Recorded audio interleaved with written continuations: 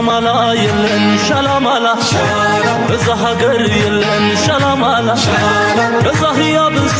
ዝተኸላ ሓንትንሳ ተካ ዘይብላ ሻላማላ የለን ሻላማላ በዛሪምና ጅግና ዝተኸላ ሓያልዩ ዝህዝቢ ተሳሒሉ ዝወፀ ንሰላም ከምፅእ ንሞት ዝመረፀ فتحي مسكبته بتلقعت خبط حساسنا المته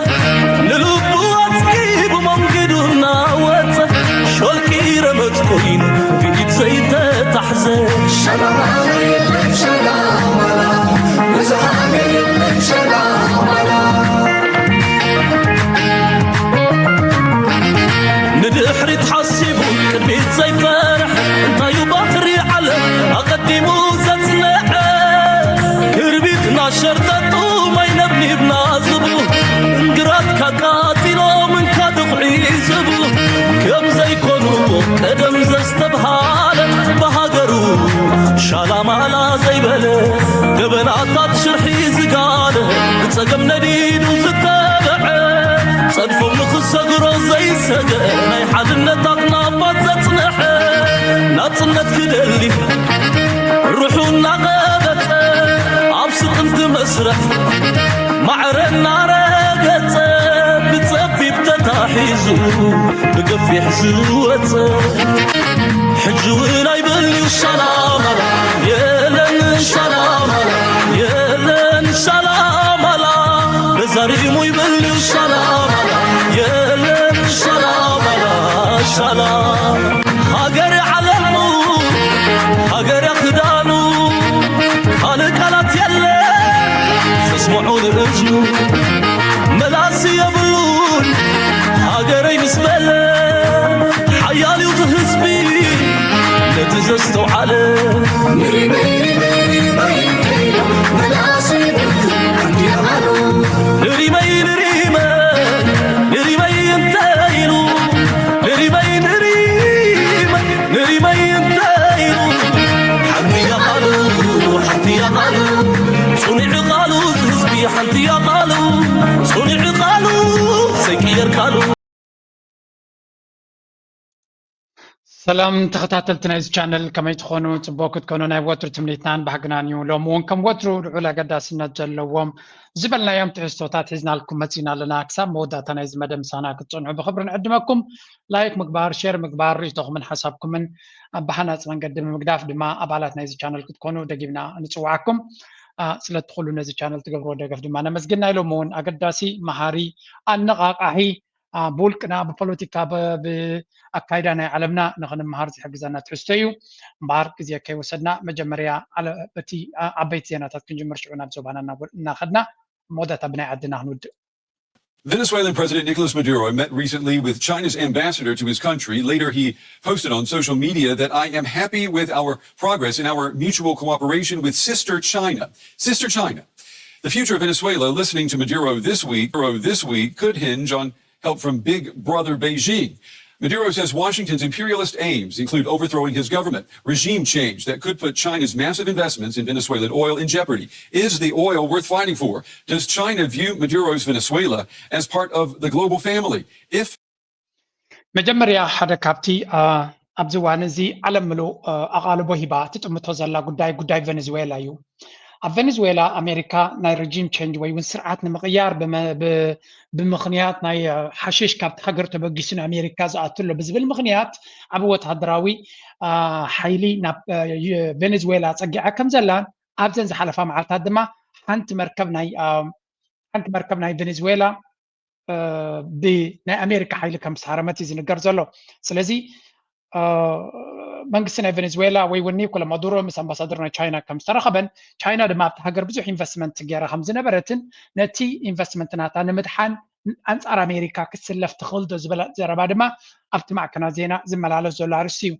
دحان نرايو اكزاكتلي انت يغاطي مزلو بتامي نارسن زخي جلو غداينا نردلنا. Maduro picks up the phone to ask Xi Jinping to save him from the Americans. Will she take the call?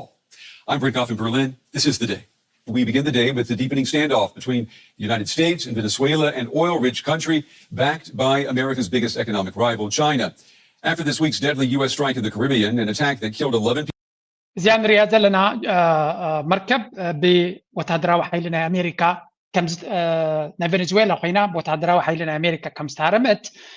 ወላ እኳ እቲ ኩነታት ዘተኣማምን እንተዘይነበረ ኣሜሪካ ሓሽሽ ሒዛ ትንቀሳቐስ ዝነበረት እያ ድራግ ሒዛ ትንቀሳቐስ ዝነበረት እያ ዝብል ምክንያት ሂባ ኣብቲ ጎደበ ዘለዎ ሃገራት በቲ ዝተዋሃበ ምክንያት ክዓግባ ይከኣላ ብርግፅ ቬኔዙዌላ ነቲ ኣሜሪካ ዝበለቶ ክሲ ጠቕላላ ይተቐበለቶን ስለዚ ኣካል ናይቲ ወታደራዊ ስጉምቲ ክትወስዶ ትደሊ ዘላ ንዑ ድያ ተቀላጥፍ ዘላ ኣሜሪካ ወይስ ካልእ ኣጀንዳ እያ ትፈጥር ካልእ ዕላማ እዩ ዘለዋ ካልኦት ሃገራት ከም በዓል ቻይና ይኹን ራሽያ ኸ እንታይ ተራ ክፃወታ ይኽእላ ብፍላይ ምዛ ኣብ ቻይና ንሪኦ ዝቐናና ዓብዪ ወታደራዊ ምርኢት ሃገራት ክሳዕ ክንደይ ካብ ቻይና ደገፍ ክረኽባ ይኽእላ ወይ እውን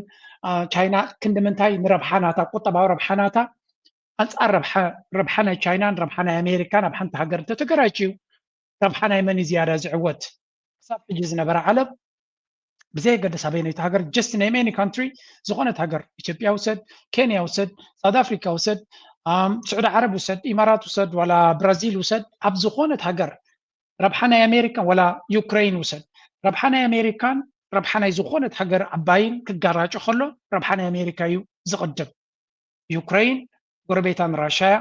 ኣካል ሕብረተሰብ ዝነበረት እያ ህዝቢ ዩክሬን ህዝቢ ራሽያን ራሽያ ዝዛረብ ህዝቢ ኣብ ዩክሬን ይቕመጥ ኣመና ዝቀራረብ ታሪክ ዘለዎም ህዝቢ እዮም ኣሜሪካ መፅያ ንዩክሬን ክትጥቀመላ ስለ ዝደልየት ረብሓ ናይ ዩክሬን ረብሓ ናይ ኣሜሪካን ናይ ራሽያን ኣብ ዩክሬን ክሰማማዕ ስለ ዘይከኣለ ረብሓ ናይ ራሽያ ኣብ ዩክሬን እንታይ እዩ ዩክሬን ናፃ ሃገር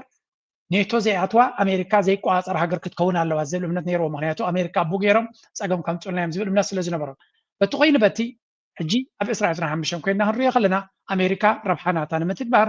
ዩክሬን እዚ ሕጂ ዘላቶ ኩነታት ንሪኦ ኣለና ማለት እዩ ሕጂ ድማ ኣብ ላቲን ኣሜሪካ ተመሳሳሊ ሕጂ ኣብ ኢትዮጵያ ኣብ ኬንያ ኣብ ሳውት ኣፍሪካ whatever anywhere you go ኣሜሪካን ካልእ ሃገርን ናይ ረብሓ ግርጭት ተመፅኡ ክሳብ ሕጂ ዘለናይ ዓለም ናይ ኣሜሪካ ረብሓ እዩ ዝቕድም ኣሜሪካ ድማ ረብሓ ናታ ወይ ፈትየ ወይ ብፍቶት ወይ ብሓይሊ ከተተግብሮ ፀገም የብላ ቻይና ይኹን ራሽያ ድማ ጠጠዋ የብልዋን እዮም ኣብ መብዛሕቲ ግዜ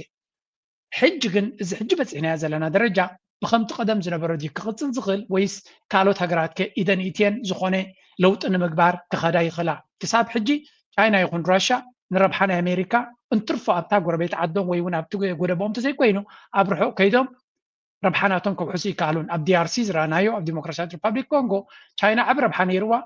ኣብ ኣንጎላ ዓብ ረብሓ ነይርዋ ኣሜሪካ መፅያ ነቲ ረብሓ ናይ ቻይና ብዝተፈላለየ መንገዲ ክትብንቅሮ ርኢና ኢና ስቲል እቲ መስርሕ ይቕፅል ኣሎ ስለዚ ኣብ ኬንያ ኣብ ዝቐረባ ንሪኦ ኣለና ንዊልያም ሩቶ ምስ ቻይና ዘለካ ዝምድናታት ተለየ ኣሊኻ ምስ ኣሜሪካ ዘለካ ዝምድናታት ክንኣልዮ ኢና ዝብል ዘረባ ኣብ ሳውት ኣፍሪካ ምስ ራሽያን ምስ ቻይናን ዝምድናኹም ንዓበየ ስለ ዝኸደ ብምባል ኣሜሪካ ክንምንታይ ፀቕጢ ክትገብረሎም ትኽእል ኣላ ኣብ ላቲን ኣሜሪካ ኣብ ብራዚል ርኢናዮ ናይ ቻይና ቦታ ከኣልይዎ ብዙሕ ሓጎስጎፅ ይግበር ከም ዘሎ ስለዚ ኣብ ብዙሓት ሃገራት ኣብ ፓናማ ርኢናዮ ኣሜሪካ ቻይና ይኹን ራሽያ ኣብ መንገዳ ኣብ ረብሓ ከኣትውላ ከምዘይ ትደሊ በዚ መንገዲ እዚ ድያ ክትቅፅል ዓለምና ወይስ ሕጂ ነዚ ነገራት እዚ ዝቐያይር መድረክ ክመፅእ ይኽእል ንዝብል ሕቶ ንኽምልስ ኢልና ኢና እዚ ሕጂ ንሪኦ ዘለና ብርግፅ ክሳብ ሕጂ ዝረአ ጭቡጥ ዝኾነ ቻይና ይኹን ራሽያ ንኣሜሪካ ጠጠው ንምባላ ዝወስድዎ ስጉምቲ ኣይተረኣየን ስለዚ ብሕጂ ንዝመፅእ ግዜ ኸ እንታይ ይክኸውን Launching a new attack aimed at regime change. He insists his country will stand firm, but to do that, will China have to step in? A speedboat in international waters hit by a US airstrike. The Trump administration claims, without providing evidence, that the boat was being used to smuggle drugs. So, እዚኣ ኣብ ኢንተርናሽናል ዎተር ዝበሃል ክፋል ናይ ባሕሪ ከላ ብሓይሊ ኣየር ናይ ኣሜሪካ ተሓሪማ ሓሺሽ ተሰኪማ ትኸይድ ነይራ ዝብል ድማ ጠቐነ ተዋሂብሎ ዝኾነ ጭብጢ ከይተዋሃበ ስለዚ ብርግፅ ከምኡ ድዩ ነይሩ እቲ ዕላማ ኣይኮነን እቲ ሕቶ ካብ ሕጂ ንድሓር ናበይ ገፅና ኢና ክንከይድ ንኽእል እንታይ እዩ እቲ ከጋጥም ዝኽእል ቬኔዙዌላ ዝበሃል ንኣሜሪካ ኣዝዩ ምቹው እዩ ኣብዚ ቬኔዙዌላ ዘላቶ ቦታ ዝኾነ ሃገር ኣሜሪካ ይኹን ራሽያ መፅዩ ንቬኔዙዌላ ንክሕግዝ እውን ቀሊል ኣይኮነን ንኣብነት ቀርኒ ኣፍሪካ ድዩ ኣብ ኤስያ ድዩ ኣብ ካልእ እንድሕር ኮይኑ ኣሜሪካ ርሑቕ ከይዳ እያ ክትመፀካ ኣብዚ ግን ኣሜሪካ ድርኩኺታ እዩ ስለዚ ቬኔዙዌላ ቀሊል ዘይኮነ ብድሆ እዩ ዘለዋ እንትኾነ ቬኔዙዌላ ድማ ኣብ ዓይኒ ኣሜሪካ ነዊሕ ፀኒሓ እያ بحماق قطمت ونت سرعات فنزويلا زلو ننوح صنيحيو كاب حج ندحر نابي غصي كخيد انتاي خغاتم نغزيه زغدف كوينو very critical time أقداس غزي أقداس مدرخ كم زلنا جن بس نريو زلنا مدرخيو أمريكا جوف وتدروا عميت يلا كالوت هجرات انتاي كجبراي خلا we will see and then تي حجة فنزويلا نريو دما مرأيا نايت أمريكا كم دما تشاينا يكون روسيا سمي كوريا كالوتن أنصارا زخدو زلو بس ملكعون كنعقنا نخل خون زبل منت هلني هذا كالاي نقبض ما نري زي فنزويلا مسكونه the second point is let's go. Europe is rushing to fill the diplomatic gap nearly 3 weeks after US and Russian presidents failed to reach a peace deal to end Moscow's war in Ukraine. In Paris today, Kyiv's Western allies, known as the Coalition of the Willing, held talks with Ukrainian President Volodymyr Zelensky. French President Emmanuel Macron says 26 nations have pledged to provide post-war security guarantees to Ukraine if a ceasefire is reached. Have a listen. جي انتاينا نرزالنا بزي زي كالاي غز دما ناي فنزويلا كنرزان هنا كابكاتيلنا دما يوكرين يزمت ጉዳይና ዩክሬን ዶናልድ ትራምፕ ንጹር ዘይኮነ ኣካይዳ ስለ ዘለዎ ብኣፉ ኣንጻር ዶናልድ ፑቲን ክኸይድ ከም ዝኽእል ገለ ክነግር ከሎ ብተግባር ግን ዝረአ ስጉምቲ ስለ ዘይወሰደ መብዛሕትአን ሃገራት ክተኣማመና ይከኣላን ኣለዋ እዩ ዝበሃል ስለዚ እቶም ኮአሊሽን ኦፍ ዘ ዊሊንግ ዝብልዎም ወይ ከዓ ሃገራት ኤውሮጳ ብወለንቶም ንዩክሬን ክሕግዝዋ ዝኽእሉ ዝበሃል ዳርጋ ብምሎምቶም ኤውሮጳውያን እዮም ብዘይካ ውሕዳት ካብቲ ኔቶ ማለት እዩ ብሓደ ኮይኖም ሰራዊት ናቶም ናብ ውሽጢ ዩክሬን ክእትውሉ ዝኽእሉ መንገዲ ይሓስቡ ከም ዘለዎ እዩ ዝንገር بقانق أنا روسيا بقانق أنا فلاديمير بوتين كأي مسمار تبعه لزلوي لذي هذا كأي مسمار كسجريز في التنزلو زدما ساتم زلوا زلو مقرات تقسيم تتغيروا security guarantee كنهب كنكلالنا زبل زرباينا نسمع زلنا باريس هذا وعلى تخيل له مودعتا زي بلو علاتات مالتيو تحتو دما كمي غير كا نزازل لا كونتات نغني تمصا امو نغداينا يوكرين زخونه معلبت قبرلو مهياتو يوكرين حما كمزلا دارغات ميديا شلل هيبوايو شلل ابيلوا زلو دما نا يوكرين اجندا تودي ميديا اي قدسوني زلو نا يوكرين غداي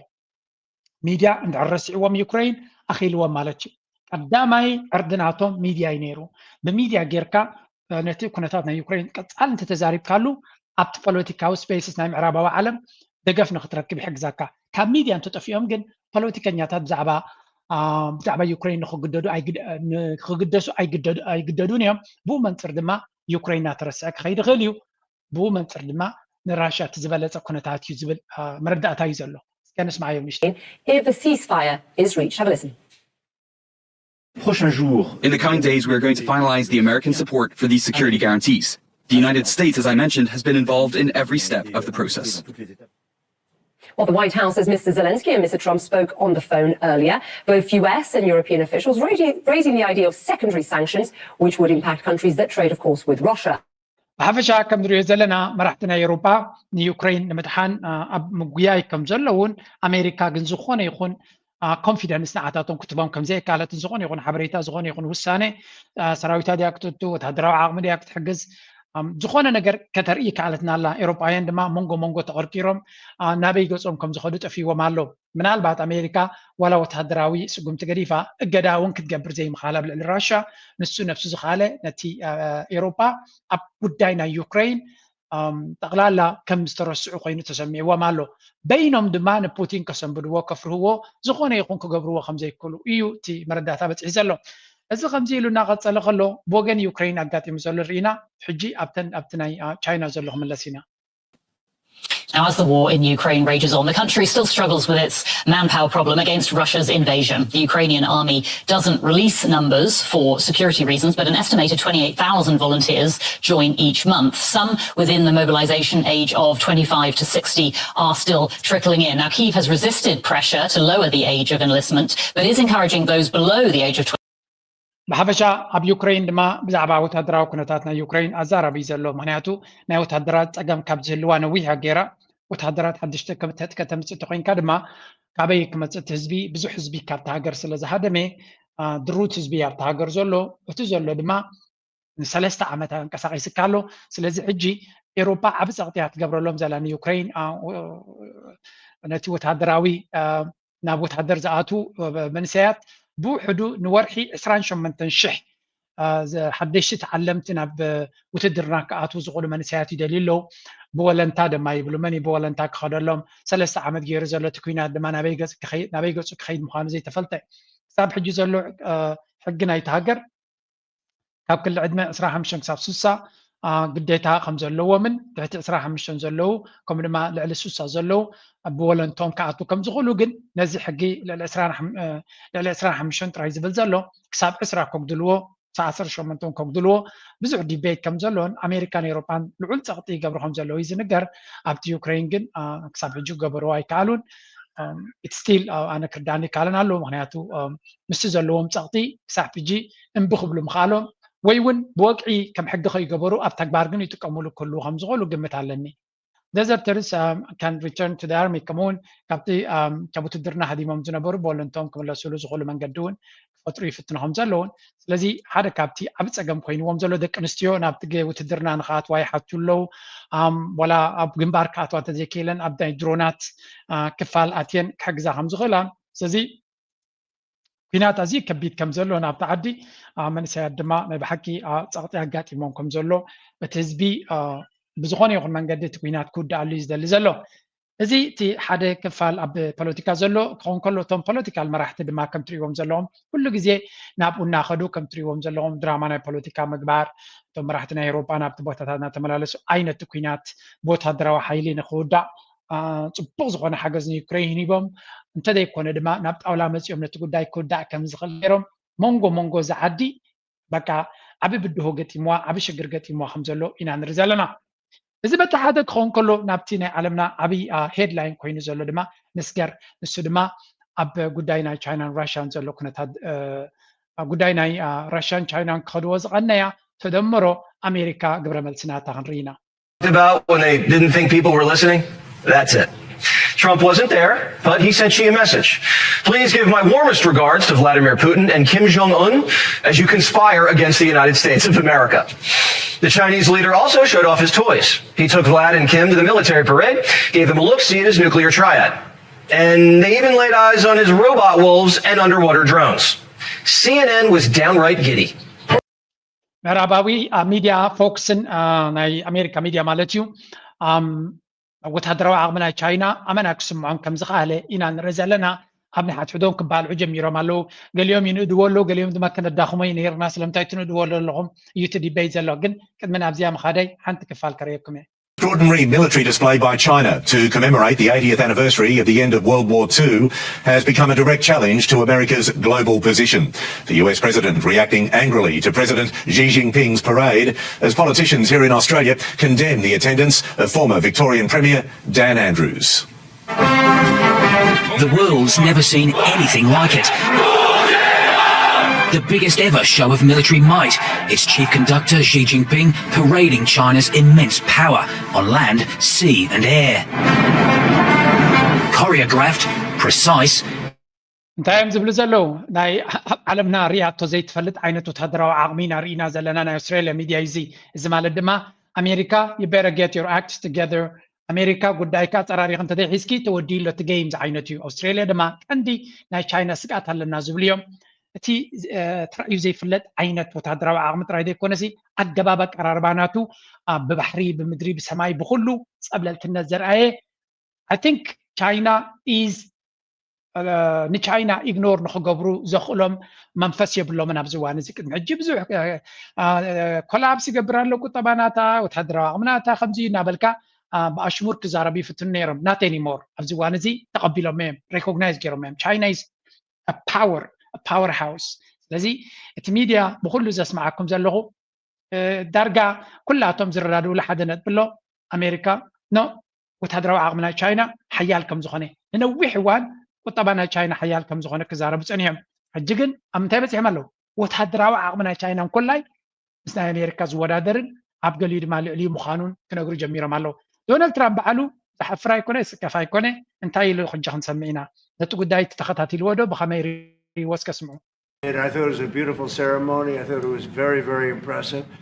But I understood the reason they were doing it, and they were hoping I was watching, and I was watching. My relationship with all of them is very good. We're going to find out how good it is over the next week or two. I think that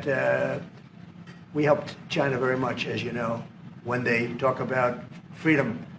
And I don't believe that, and maybe I'm wrong, I hope I'm wrong, but I don't believe that America, that the United States was acknowledged for. دونالد ترامب تاي زبل زلو برقص نتي شو ريخا يدو إلو مياه تبو غير ريايه دقرميو برقص دونالد ترامب كم زقان ايم زنو زلو بزحات كان يوميام هنياتو اتزعابي الشو مسو تعدي مهم زنا بري نقر جن خيداي كالن برقص كورس ناي مكنا كنتو وراي ابو كبلاي كل نيوز بال زلو جن he has ريوو እንታይ ዝብል ዘሎ ቻይና ንዓና ዘግባእ ክብሪ ኣይሃበትናን ኣብ ካልኣይ ኩናት ዓለም ንጃፓን ቻይና ጥራይ ኣይኮነን ስዒሮም መዝያዳ ንሕና ኢና ስዒርናያ ኒኩለር ተጠቂምና ዘበልናያ ንሕና ኢና እናበለ ብጎቦጎቦ ከምቲ ዝድለ ድማ ምስጋና ይወሃበና የለን እናበለ እዩ ትዛረብ ዘሎ እቲ ኮይኑ በቲ እቲ ክውንነት ኩሉ ሰብ ሬኮግናይዝ ዝገበሮ ቻይና ፓወርፉል ሃገር ምዃና ብቁጠባ ሓያል ከም ዝኾነት بوتحضروا عقمنا دما حجي لتشاينا نأمريكا اتزلع على السكات كفتر زغلو تحضروا عقمي كم زرعيتن كاب حجي ندحر تكبر كومبيتيشن أمريكا I think بغالاتات رأياني تشاينا كتداخمات خنبر أب تكبار أب بايتا الإعلامي لتشاينا وتحضروا عقم اللي لا كتزارب كبيت كون كم زغليز نقرزلو إزتي وتحضروا كنتات نسمع زلنا ترايو اتزين نسمع زلنا ميديا كافر كقبر زيدا لقن ازي حجي نسمع project that could redefine not just energy flows, but the very structure of global power. On the surface, sure, this is just a pipeline, but underneath, it is a symbol of a world in transition. The EU, since it is dependent on energy imports, has everything to lose. This long-discussed project is now backed by a legally binding memorandum between Moscow and Beijing. The power of Siberia 2 will eventually deliver Summit. One single announcement has already sent powerful ripples through the global energy market and geopolitical landscape. Russia and China have just taken a major step forward with the Power of Siberia 2 pipeline. This is a vast, very ambitious project that could redefine. مچم زي ابزن ريو زنبرنا اب SCO ويكا security امنا شانغهاي كوبريشن اورجانيزيشن ابز بال اب ترخبولو بوليتيكاوي شو وي ون مريت راي كم زي كونه انتاي دا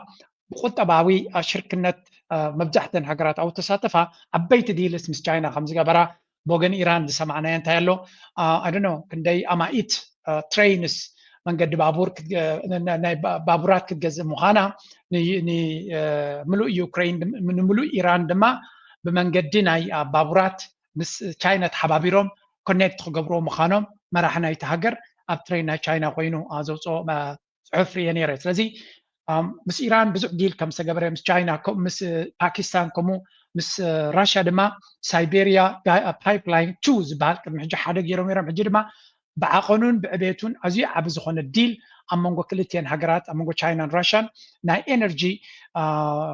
وداينا إنرجي أبزل على درجة عالمنا دومينات كجبرت خينكا حطنا إنرجي كل زي كميتي دمات لذي أمانجو روسيا تشاينا زخيات زلو شركة كاب جزية ناب جزية ما مليس عمقتنا وسخة إن عبين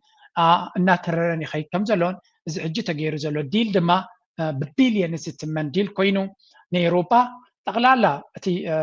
طبعا روسيا مور أبناء تشاي مس أوروبا بزجو بروز نبرة نقدنا إنرجي زمركوس نيرو أوروبا دما كنترول نيرو ما بالروسيا مخنياتو بزحنا يتسعات ناي روسيا بمن قدي بايبلاينس مالت بتصفف من قدي ناب أوروبا سلز مسز نبرة طبعا أوروبا كم دلوقتي خير نيرو حيال زخانة طبعا أوروبا تورا دار زخانة طبعا أوروبا نراشا دما نتيجة قدرات مسجبرو لا راشا كتمبرك خير زبل نيرو حجيجن أبحثير جزء ياخد جبر زي تخل أبنا ويح جزء جن بايبلاين مالت بمصنع جيركا بتبوتات جيركا نتي إنرجي كابوتو كتعبتنا مدة علامو 5 بس عند جيركا ناي ترانسبورتيشن واجنات كاي جدل كله دما زحسرة إنرجي كتركب تخل تشاينا دما بتزبالتن زبسحن غاز اللي راشا نحرقينا كابراشا بقاتا ببايبلاين نابهم كمتي كل يكشط وتغينا اب علمنا تزعبي علاقه يكون درجي اسيا يكون معناته زبس حزباوي زغم اندونيسيا ويزلو ماليزيا ويزلو فيتنام ويزلو كمبوديا ويزلو هند ويزلو every country حزب زلو ابي زلو زبس حزب علمنا تشاينا تخال كل حزب ويزلو ስለዚህ እዚ ፓይፕላይንስ ክልትዩ ብመንገዲ ቻይና ክመፁ ከሎ ወላ እውን ካብኡ ብመራኸብ ጌርካ ናብ ካልኦት ትወስዶ ኮይንካ ነተን ሃገራት ኣብኡ ዘለዋ ብቐረባ ክመፀን እዩ ዕዳጋ ናይ ኤነርጂ ድማ ራሽያን ቻይናን ብሽርክነት ክልትየን ናብ ዝበለፀ ኩነታት ይወስድዎ ኣለዋ እዚ ድማ ንኣሜሪካ እንኮላይ ክሸይ ተኮይናው ናብ ቦታቲ ኤነርጂ ናታ ነዳድናታ እስካብ ሙዚየም ምስ ናይ ራሽያ ክትወዳደር ኣይኮነትን ምክንያቱ ናይ ኣሜሪካ ብመራኽብ ገይሩ ይድመጽእ LNG ይበሃል ማለት ኣብ ጀላቡ ኣብ መራኽብ መሊእካ ኢኻ ተምፅኦ ዋጋ ናቱ ድማ ክቡር እዩ ብትቦ ድመፀካ ኤነርጂ ግን ትዝሓሰረን ዝበለፀን እዩ ስለዚ እዚ ዝግበር ዘሎ ዲል ነቲ ቁጠባ ናይ ዓለምና ናበይ ገፁ ይኸይድ ኣሎ ርኢኻ ንዑ ዲፋይን ኣብ ምግባር ዓብ ተራ ክህልዎ እዩ ካበይ ተበጊሱ ቤን ገይሩ ብሞንጎልያ ገይሩ ናብ ቻይና ክመፅ እዩ ካብ ቻይና ድማ ነቲ ኣብቲ ከባቢ ዘሎ ንቻይና ንባዕሉ እቲ ዝዓበየ ኤነርጂ ዝወስድ ቻይና ክኾን ከሎ ብውሑስ መንገዲ ኣሜሪካ ክትቋፀሮ ብዘይትኽእል መንገዲ ትኽኢሉ ከመይ ገይሩ ይመፃ ኣሎ እንተሪኢኻ this is the most important thing ካብቲ ናብ ኤሮጳ ዝኸይድ ዝነበረ ናብ ብሞንጎልያ ጥራይ ረጊፁ ናብ ቻይና ይኣትሎ ስለዚ ኣሜሪካ ክቋፀርዎ ይክእሉ ካልኦት ሃገራት ክቋፀርዎ ይክእሉ ኣብ ባሕሪ ክቆርፅዎ ይክእሉ ንቻይና እቲ ዝበለፀ ውሕስነት ክባ ዝኽእል ዲል ኢና ንርኢ ዘለና እዚ ድማ ናይ ዓለምና ኣካይዳ ሪሊ ኣብ ኣገዳሲ መድረክ በፂሑ ከም ዘሎ ንምግንዛብ ብቁጠባ ጥራይ ብወታደራዊ ጥራይ ዘይኮነ ብቁጠባ እንኮላ China and Russia are deepening their strategic partnership openly, unapologetically, and increasingly outside the influence of the West. In doing so, they are challenging a world order that is built on decades of Western economic dominance and military alliances. Russia's Gazprom CEO Alexei Miller's announcement came hours after the conclusion of this year's SCO summit, which is in and of itself was a global realignment in real time. By the way, I just published a detailed post about the SCO summit over on my Substack. ብሓፈሻ ከም ንሪኦ ዘለና እዚ ሰሚታት ንሪኦ ዘለና ብቐሊሉ ዝርአ ወይ እውን ኣቃሊልካ ክረአ ዝኽእል ቶፒክ ዘይኮነ ኣብ መንጎ ራሽያን ቻይናን ዝኽየድ ዘሎ ኩነታት ናብ ሲሪየስ ዝኾነ ኩነታት ይኸይድ ከም ዘሎን ንሪኦ ዘለና ቢዝነስስ ድማ ብመጠን እቲ ሓድሽ መድረክ ናይ ዓለምና ወይ እውን ማልቲፖላር ወርልድ ዝበሃል ዘሎ ዓለም ዝእቶ ዘሎ ኩሉ ሓደ ብሓደ ይፍፀም ከም ዘሎ ኢና ንርኢ ዘለና ኣብ 2015 ድማ መቐፀልታ ናይቲ 2014 ዝረኣናዮ ዓቢ ተበግሶ ብዝለዓለ ደረጃ ኣብ 2014 ነዚ ማልቲፖላሪቲ መን ያደፊኣቶ ዝያዳ እንተኢልና ፑቲንን ራሽያን እዮም ዝያዳ ንብሪክስ ድዩ ንካልእ እናደፉ ናብ ዝበለፀ ከም ዝኸይድ ገይሮሞ ኣብ 2015 ድማ ቻይና ካብ ፑቲንን ራሽያን ተቐቢላ መሊሳ ነዳዲ ወሲኻ ትሉ ነቲ ጉዕዞ ስለዚ ካብ ዓመት ናብ ዓመት ኤሮጳን ኣሜሪካን ክባልዑ ከለዉ እዚ ካልእ ዓለም ግን እናዓበየ ይኸይድ ኣሎ ሓደ ምስጢራዊ ሰነድ ድማ ሓደ ምስጢራዊ ዘረባ ድማ ካብቲ ዋዕላ ወፂኡ ኣሎ እስከ ስምዕዎ እንታይ እዮም ተባሂሎም Picture this. You're in Tiananmen Square. The air smells faintly of gunpowder. The pavement is crowded with soldiers in perfect formation. Jets are roaring overhead. It is China's biggest ever military parade. Everyone is focused on pomp and power. But three people are thinking about something else entirely. Chinese President Xi Jinping, Russian President Vladimir Putin, and North Korean leader Kim Jong-un. You must have seen these pictures. They were all walking side by side. ሓደ ምስጢራዊ ዘረባ ወፂኡ ኣሎ ንሱ ድማ ሆት ማይክ ይብልዎ ማይክሮፎን ተኸፊቱ ከም ዘሎ ከይሰምዑ ፑቲን ሺ ከምኡ ድማ ኪም ናይ ሰሜን ኮርያ ሰለስቲኦም ክዘራረቡ ተራኺቦም ብምንታይ ቋንቋ ይዛረቡ ነይሮም ኣም ስቲል ሰርፕራይዝድ ግን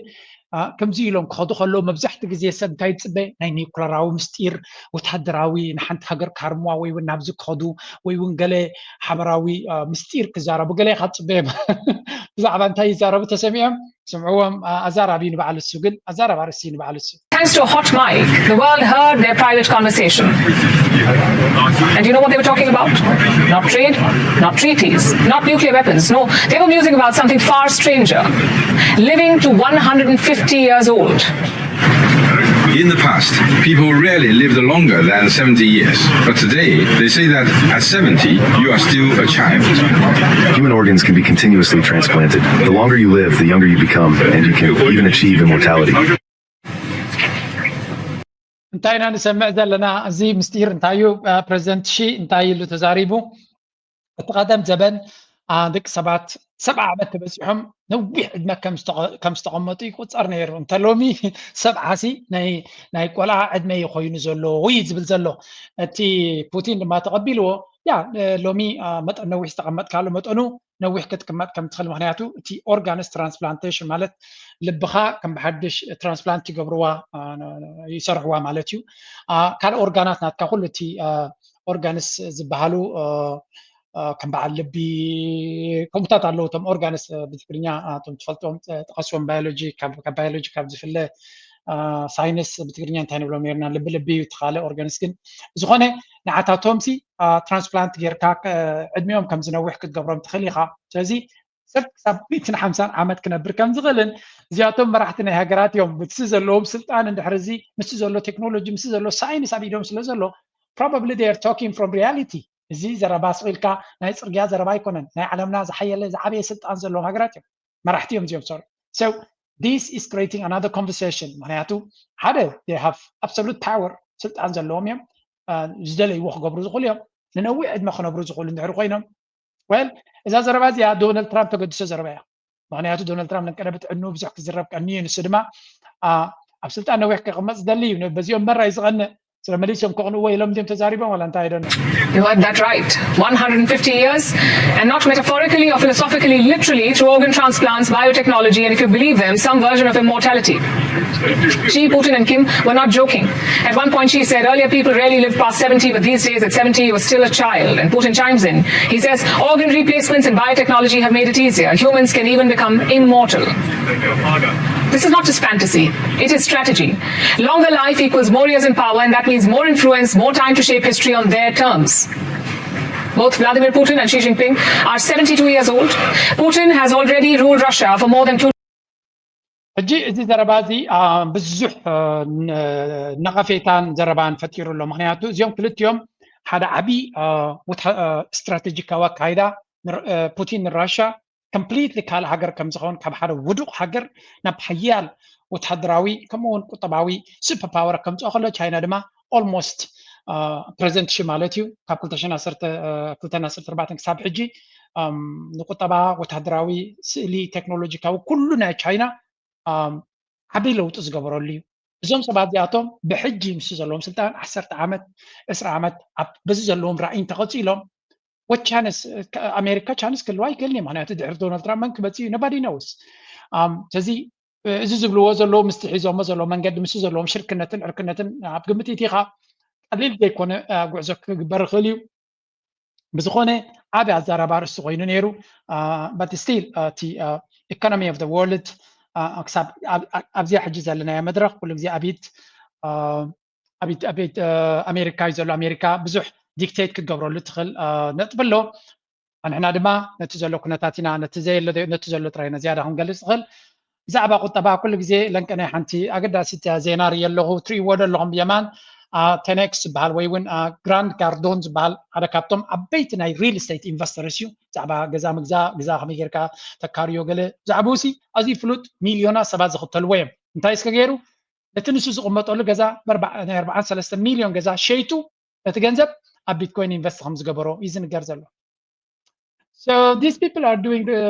እቲ ዝገብርዎ ዘለዉ ተኸታቲልኩም ንዑን ተገበርኩም ንነፍስና ክጠቕመና ይኽእል እዩ ኣብ ሪል ስቴት ታይኮን ተፈላጢ ፀላዊ ሰብ እንተሎ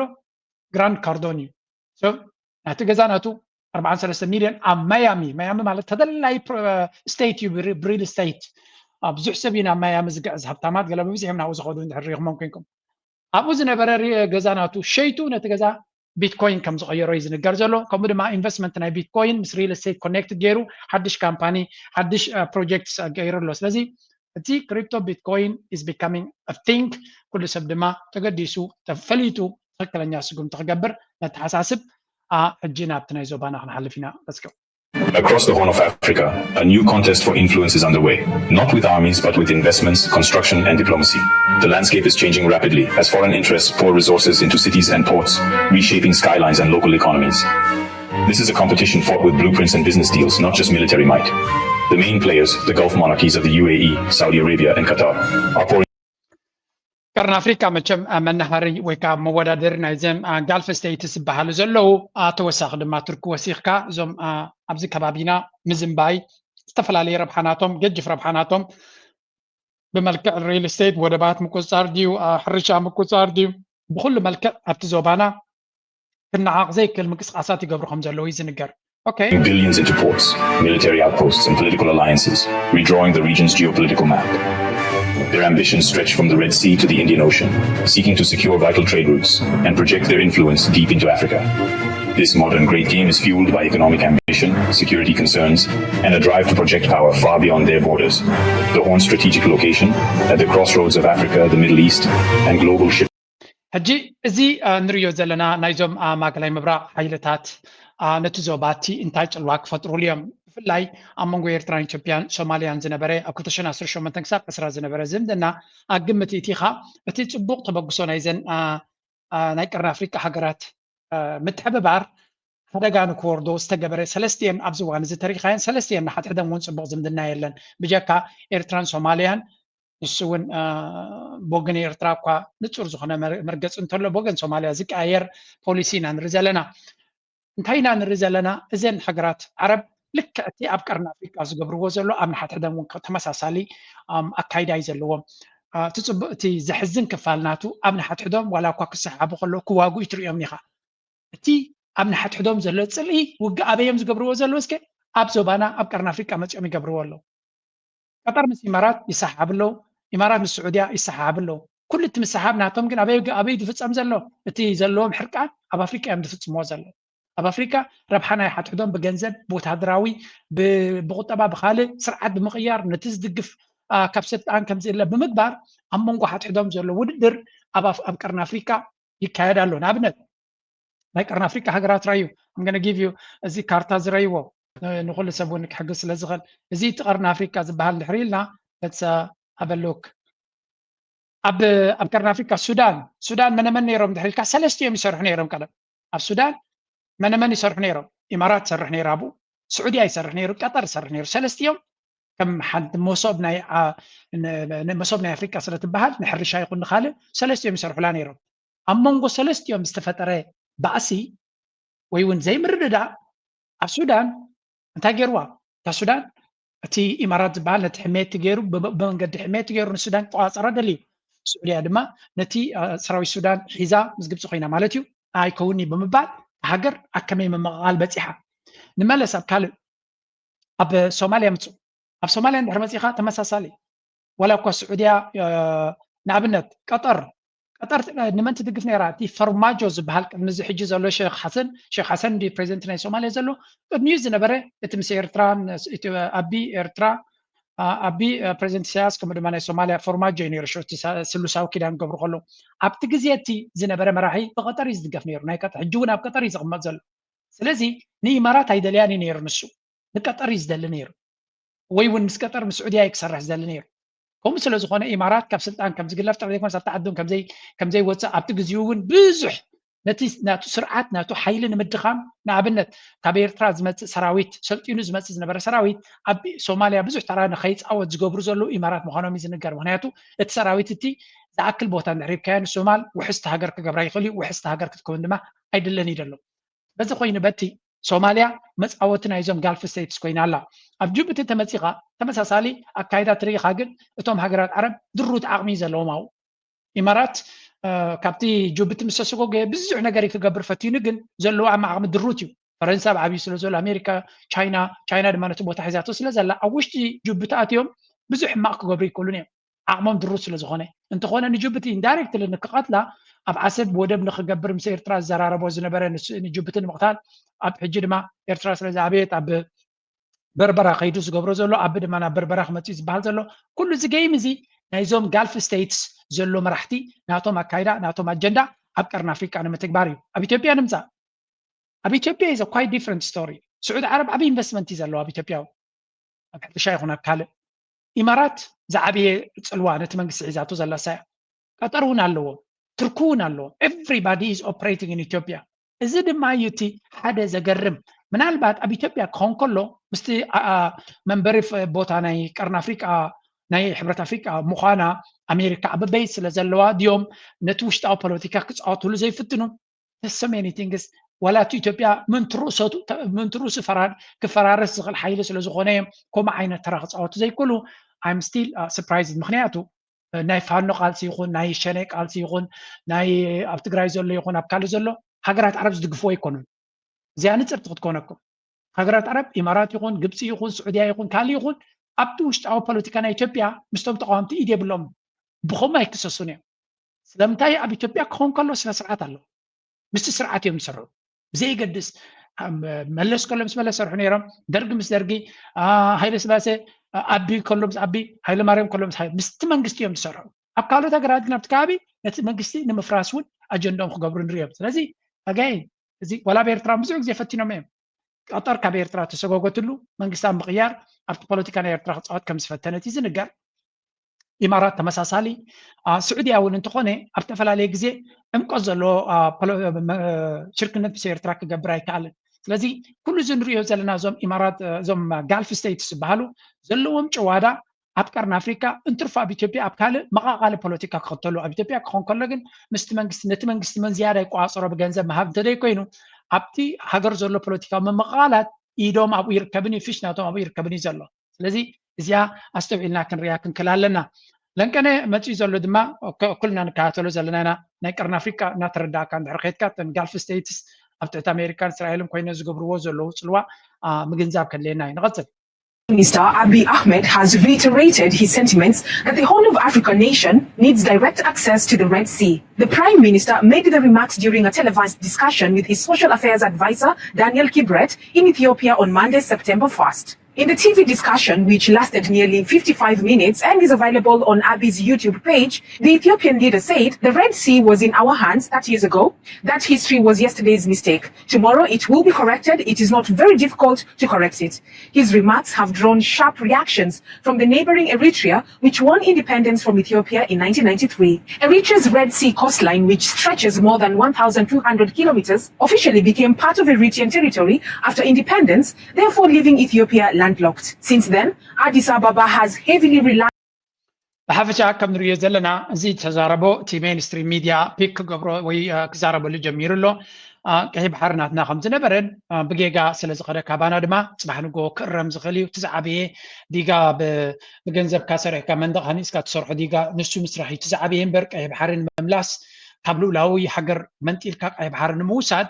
زغل الاسرح مخانو يوزنا قرزلو ويل من بعد قال سب نزي زربازي مليقو وي ونحن بتي تزاريب ويلو كشفافنا زفتن تسميها نو اب هاغراو تلفزيوناتو اكسبرت يلزم تزبلو خاصم عج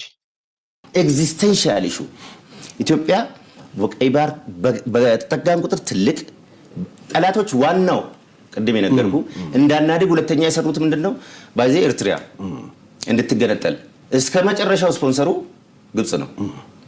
ምክንያቱ ደግሞ ምንድነው ሴራው ራሱ ቀይ ባህር ጋር ሊያለያየን ነው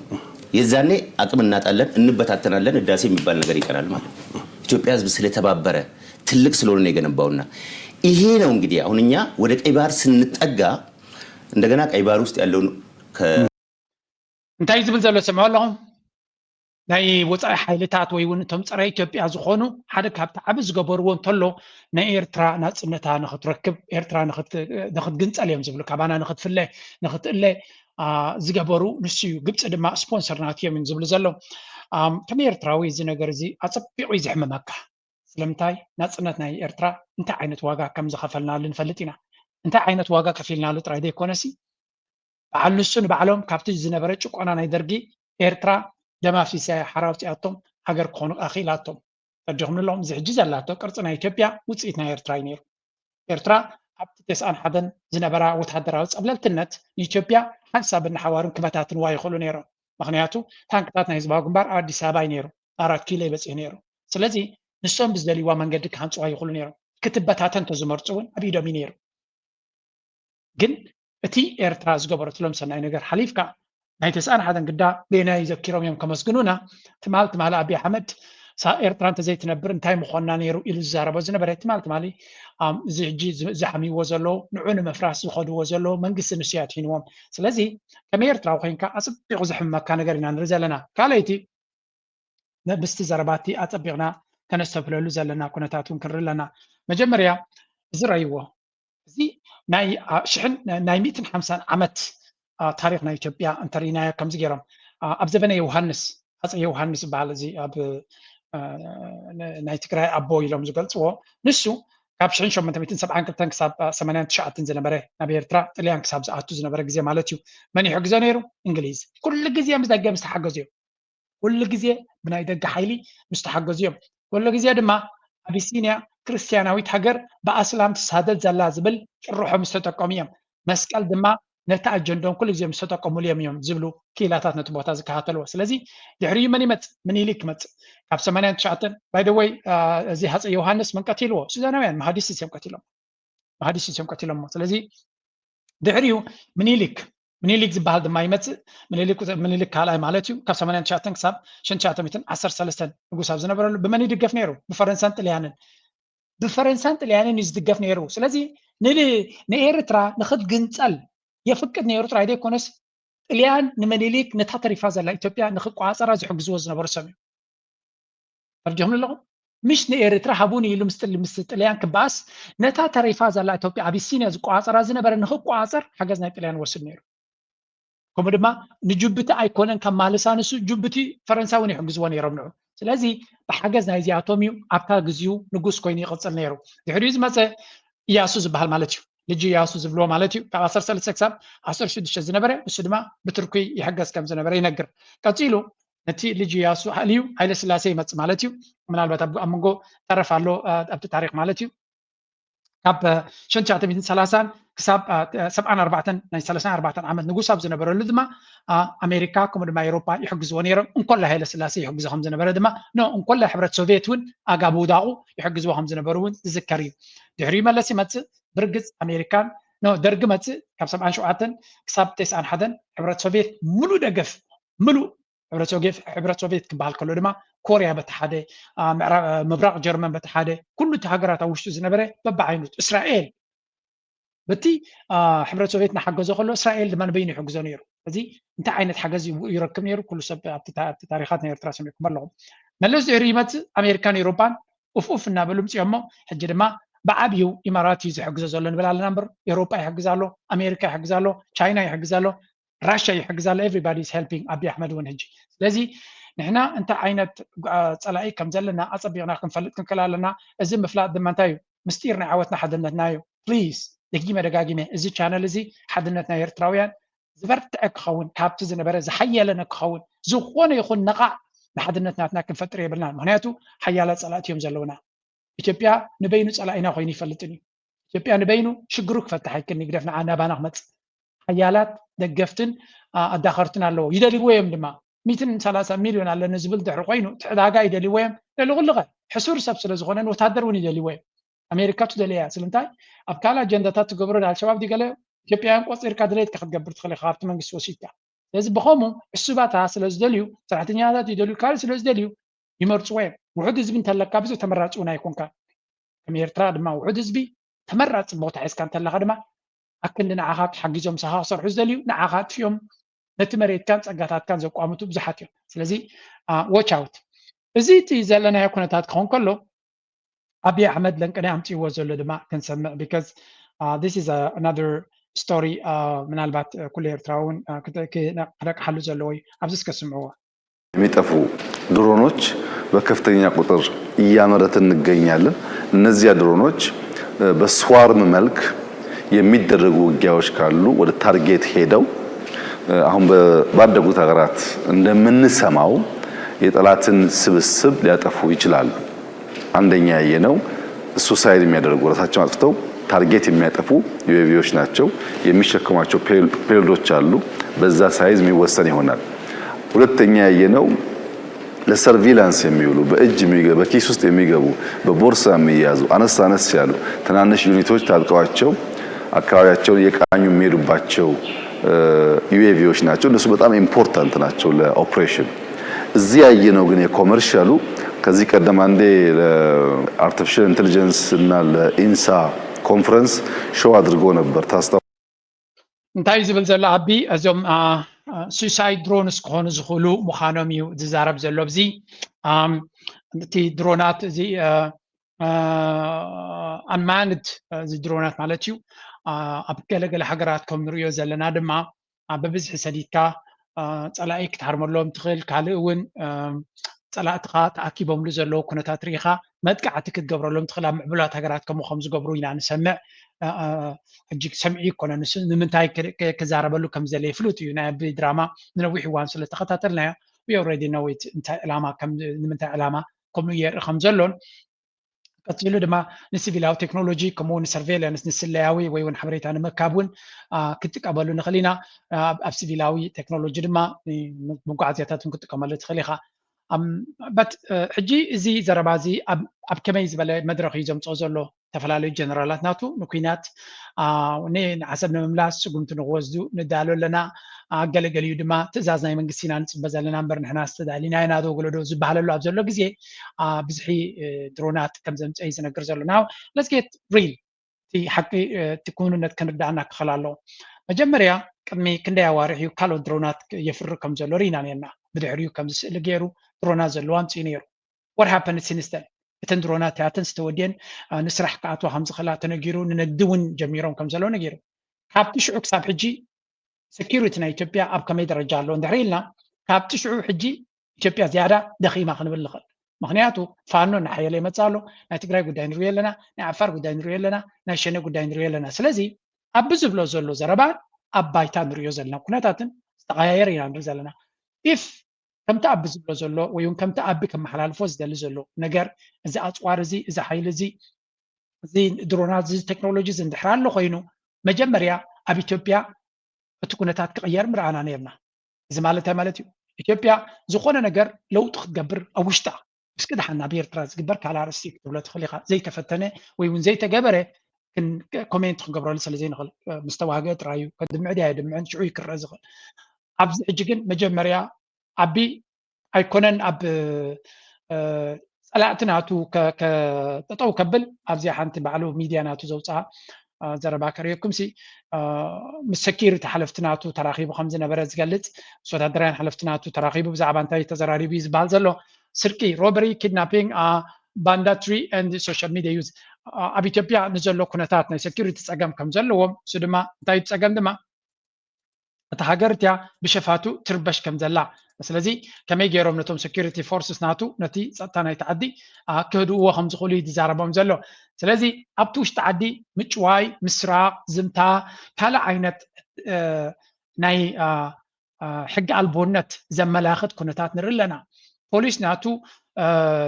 ናይ ዱባይ ቴክኖሎጂታትን ናይ ኢማራት ቴክኖሎጂ ከም ዝዓጠቐ ዝነገር ግን ገበናት ኣብ ኢትዮጵያ ብብዝሒ ከም ዝፍፀም ይንገር ሽፍትነት ዝጭወዩ ሰባት ዝቁተሉ ሰባት ስርቂ ብካልእ ብዙሕ ነገር ከም ዘጋጥም ኢና ንርኢ ዘለና ስለዚ ኢፍ እዚ ዝብሎ ዘሎ ቴክኖሎጂ ናይ ብሓቂ ኣለዎ እንተኮይኑ እንድሕሪ ኣሎ ኮይኑ ኣብ ባይታ መጀመርያ እንታይ ክገብር ኢኻ ፅበዮ ነቲ ዘለዎ ቴክኖሎጂ ነቲ ኩነታት ክቕይር ኢኻ ፅበዮ እቲ ኩነታት ናቱ ክቕየር ኢኻ እቲ ሴኪሪቲ ኩነታት ናይ ኢትዮጵያ ክቕየር ኢኻ ፅበዮ but having said that እዚ ኢልና በቲ ካልእ ወገን እዚ ኢትዮጵያ ትገብሮ ዘላ ኣቢ ዝገብሮ ዘሎ ንምንታይ ዕላማ ይጥቀመሉ ኣሎ እንድሕር ኢልና ኣቢ is trying his best ዝከኣሎ ንምንታይ ይገብር ኣሎ ህዝቢ ኣብ ጎኑ ንክስለፍ ነቲ ሃገር ናብ ምዕባለ ይወስዳ ከም ዘሎ ራሊ ህዝቢ ኣብ ጎኑ ተሰሊፉ ነቲ ዝገብሮ ዘሎ ብካልእ ብግምጣሉ ድማ ነቶም ፋኖ ድዩ ነቶም ሸነ ድዩ ነቶም ገለ ከሰንብድ ከፍርህ ስለዚ ትእከብዎ ዘለኹም ገለ ትገብሩ ዘለኹም ብከምዚ መፅአ ክሃርመኩም እየ ዝብል ስእሊ ንክፈጥር እዩ ዘሊ ዘሎ እዚ ከም ርዱእ ጌርና ኢና ኤቭሪ ሲንግል ደይ ወታደራዊ ዓቕሚ ከም ዘለዎ ዘርኢ ሰራዊት ምስልጣን ድዩ ገለ ነገር ምርኣይ ድዩ ሓይሊ ኣየር ምስ ኩስቶ ተራኺቡ ድዩ ኩሉ ግዜ ንወታደራዊ ሓይሊ ናቱ ከንፀባርቀሉ ዝኽእል ትሕዝቶ ይገብር እዩ እቲ ዝገብሮ ዘሎ ከምቲ ዝብሎ ዘሎ ኣብ ኩንነት ተዝኸውን ነይሩ ኣብ ባይታ ክረአ ምርኣና እዩ ኣብ ባይታ ግን ኢትዮጵያ መመሊሳ ኣብ ድማ መመሊስ እናደኸመ ይኸይድ ከም ዘሎ ዘርኢ እምበር ኣብ እናሓየለ ዝያዳ ነቲ ኢትዮጵያ ኮንትሮል እናገበሮ ነቶም ፀላእቱ ድማ እናዳኸመ ይኸይድ ከም ዘሎ ዘርኢ ስእሊ ብዝኾነ ይኹን ወላ ብደገፍቲ ይኹን ወላ ብተቃወምታ ይረአኒ ፋኖ ካብ ቅድሚ 2 ዓመት ንሕጂ ኣፀቢቑ ሓይሉ ከም ዘሎ ይንገር ሸነ ኣፀቢቑ ሓይሉ ከም ዘሎ እዩ ዝረአ ካልኦት ሓይልታት እውን ከምኡ ትግራይ እውን እንተኮይኑ ኣብዚ እዋን እዚ ኣብ ዝበለፀ ኣቃውማ ከም ዘሎ እዩ ስለዚ ዝገብሮ ዘሎ ኩነታት ንምንታይ ዕላማ ይገብሮ ኣሎ ኣብ ባይታ ግን ናይ ብሓቂ ድዩ ክረአ ዝኽእል ጭቡጥ ዝረአ ውፅኢት የምፅእ ሎ ዊ ዶንት ኖው ካብቲ ንሕና ነንብቦ ዘለና የለን እዚ ክብል ከለኹ ግን እዚ ዝሕዞ ዘሎ እዚ ዘማዕብሎ ዘሎ ነገራት ኣብ ሎንግ ተርም ኣብይ ኣሕመድ ተደይፈሪሱ ነዊሕ ግዜ ክፀንሕ እንድሕር ክኢሉ ብዘይከኣል ዓለም ምናልባት ከም ኤርትራዊ ንፀላእትና ክረዲት ኣይትሃብ ገለገለ ዝብል ኣሎ እዩ ኣብ ህውተታት ዲኻ ትነብር ትደሊ ወላ ኣብ ኩውንነት እዚ ዝገብሮ ዘሎ ናይ ብሓቂ ኣብ ባይታ እቲ ፋብሪካታት ይኸፍቶ እንተሎ he's going to be very very difficult challenger ዓብይ ብድሆ ክኾነና ምዃኑ ርዱእ ጌርካ ክትወስድ ዘለካ ከም ኤርትራዊ ነዚ ክትቅበል ድማ ኣነ በዛ ነብሰይ ኣነ ኣብ ኩውንነት ዝነብር እምበር ኣብ ህውተታ ክነብር ኣይደልን እየ ኤርትራ ነዚ ዘረባ እዚ ሓንቲ ነገር ጥራይ ክብል ዝደሊ እዚ ንሪኦ ዘለና ዓቕሚ ኤርትራ ምናልባት ክህልዋ ይኽእል ኸውን ተርጂኹም ኣሎ ኤርትራ ክህልዋ ይኽእል ኸውን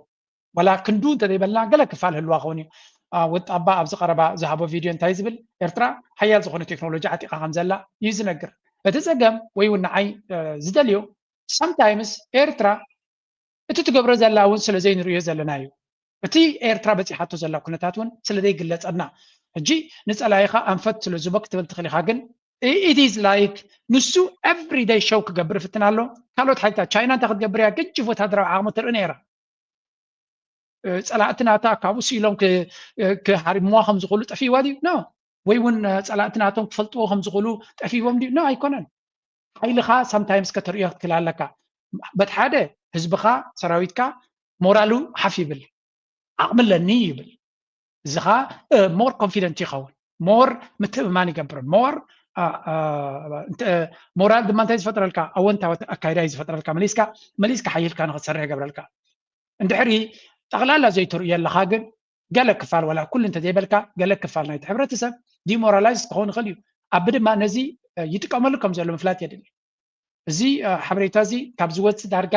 ኣይርዮን እየ ኣብ ዝበልካዮ ክትርእየሉ ትኽእል መንገዲ ኣሎ ኤቭሪዌር እዮም ሸር ገይሮሞ ኣነ ኢሚድየትሊ ክወፅእ ከሎ ኣይኮንኩን ዝገብሮ ኩሉ ግዜ ዝሰርሓሉ ሰዓታት ድርብ ውሱን ስለ ዝኾነ እዚ ቪድዮ እዚ ኣነ ሕጂ ዘርእየኩም ዘለኹ ዳርጋ ቅድሚ 20 ሰዓት ይወፅኡ ነይሩ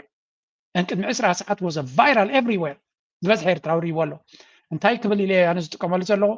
ኤርትራ needs to really improve as well improve ወይ ክትመሓሽ ኣለዋ ክንብል ከለና ገለ ካብቲ ዘለና ክርዩ ክኽእሉ ኣለዉ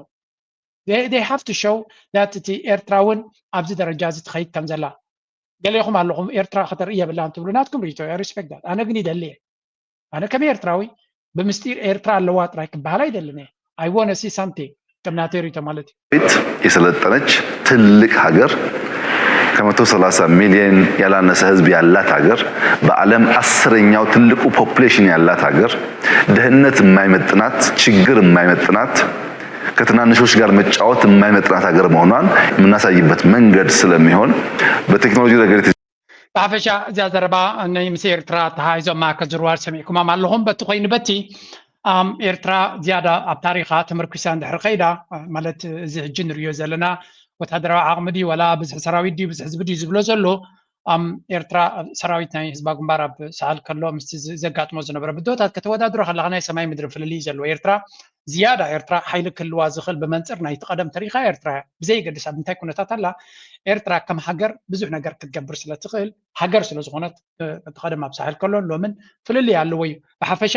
ናተይ ትምኒት ኤርትራ እውን ገለ ክፋል ከምዚ ናይ ቴክኖሎጂ ናታ ንህዝቢ ከተርኢ እንተትኽእል ደስ ምበለኒ እዚ ናይ ኢትዮጵያ ንሪኦ ዘለና ናይ ኤርትራ ተዝኸውን ነይሩ ክልተ ሰሙን ከየቋረፅኩ ሼር ምገበር ኮ ነይረ ቢካዝ ኣይ ሪሊ ዋን ሲ ናይ ኤርትራ ፅቡቕ ሳይድ ቢካዝ ሓደ ካብቲ ሕልሚ ዘለዎም ካብዚ ናይ መወዳእታ ሪና ኖ ሓንቲ ቪድዮ ኣላትኒ ብዚኣ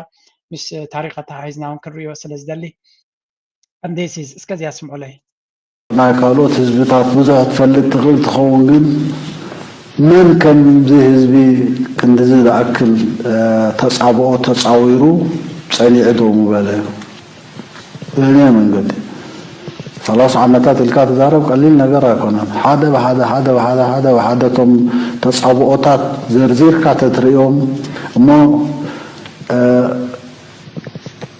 ተፈቲነ ተቢዐ ክብል ንኽእል እየ ንኻልእ እንተዝፍተን ከንታይ ምኾነ ካልኦት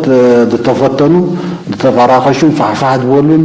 ኣብ ዘይድሊ ቅብሎባት ኣትዮም ዘለዉ ከምዚ ሕጂ ህዝቢ ደው ኢሉሉ ዘሎ ክኸውን ኣይክእልን ሓቂ ትደልየ ረኸበን ኣብቲ ደልየ በፅሐን ዓይነት ህይወቱ ክቕይር መነባብሩ ቁጠብኡ ክሕይል ዝነበሮ ባህጊ ዓቕሙ እውን ናይ ምስራሕ ደረት የብሉን ኣይተጠቕመሉን ክሰርሕ ኣይከኣለን ንገዛእ እርሱ ፀኒዑ ብደረጃ እዚ ክበፅሕ ምኽኣሉ ግን ቀሊል ነገር ኣይኮነን ምናልባሽ ናይ ካልኦት ህዝብታት እዚ ቨሪ ትሩ እዚ እቲ ሓቂ ስቴትመንት ቅኑዕ ብዛዕባ ህዝቢ ኤርትራ ክበሃል ዝግብኦ እዩ ህዝቢ ኤርትራ ፅንዓት ናትዩ ክሳብ ሕጂ ነቲ ሃገር ደው ኣቢልዋ ዘሎ ሃገር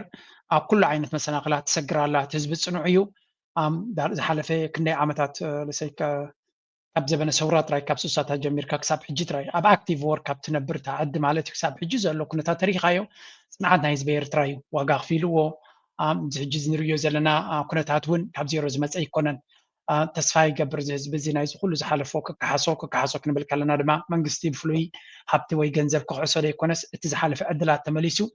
ነቲ ዝነበረ ዕድላት ተጓይና ክንሽፍኖ ክንፍትን ነፍሲ ወከፍ ኤርትራዊ ድማ በብዝኽእላ ኣብ ዝኽእላ ነጥቢ ከበርክተሉ ዝኽእል መድረክ ክፍጠር እሞ እቲ ኣነ ኣም ቨሪ ፖዚቲቭ ኤርትራ ናብ ዝበለፀ ደረጃ ክትበፅሕ ትኽእል እያ ጥራይ እቲ ሰላምን ርግኣትን ዘለዎ ኩነታት ኮይኑ ሓረስታይ ነጋዳይ ኣብዚ ንብለሉ ደረጃ ንብፃሕ የስ ብርግፃዊ ከይንመፅእ እቲ ኣቢ ዘርእየና ፀንሐ ንሳከት ኢሉ ይኮነን ዘምፅኦ ዘሎ ወይ እውን ሾፒንግ ክገብር ወይ እውን ንግድናቱ ንከመሓይሽ ኣይኮነን ንኤርትራ ንምፍርራሕ ንኤርትራ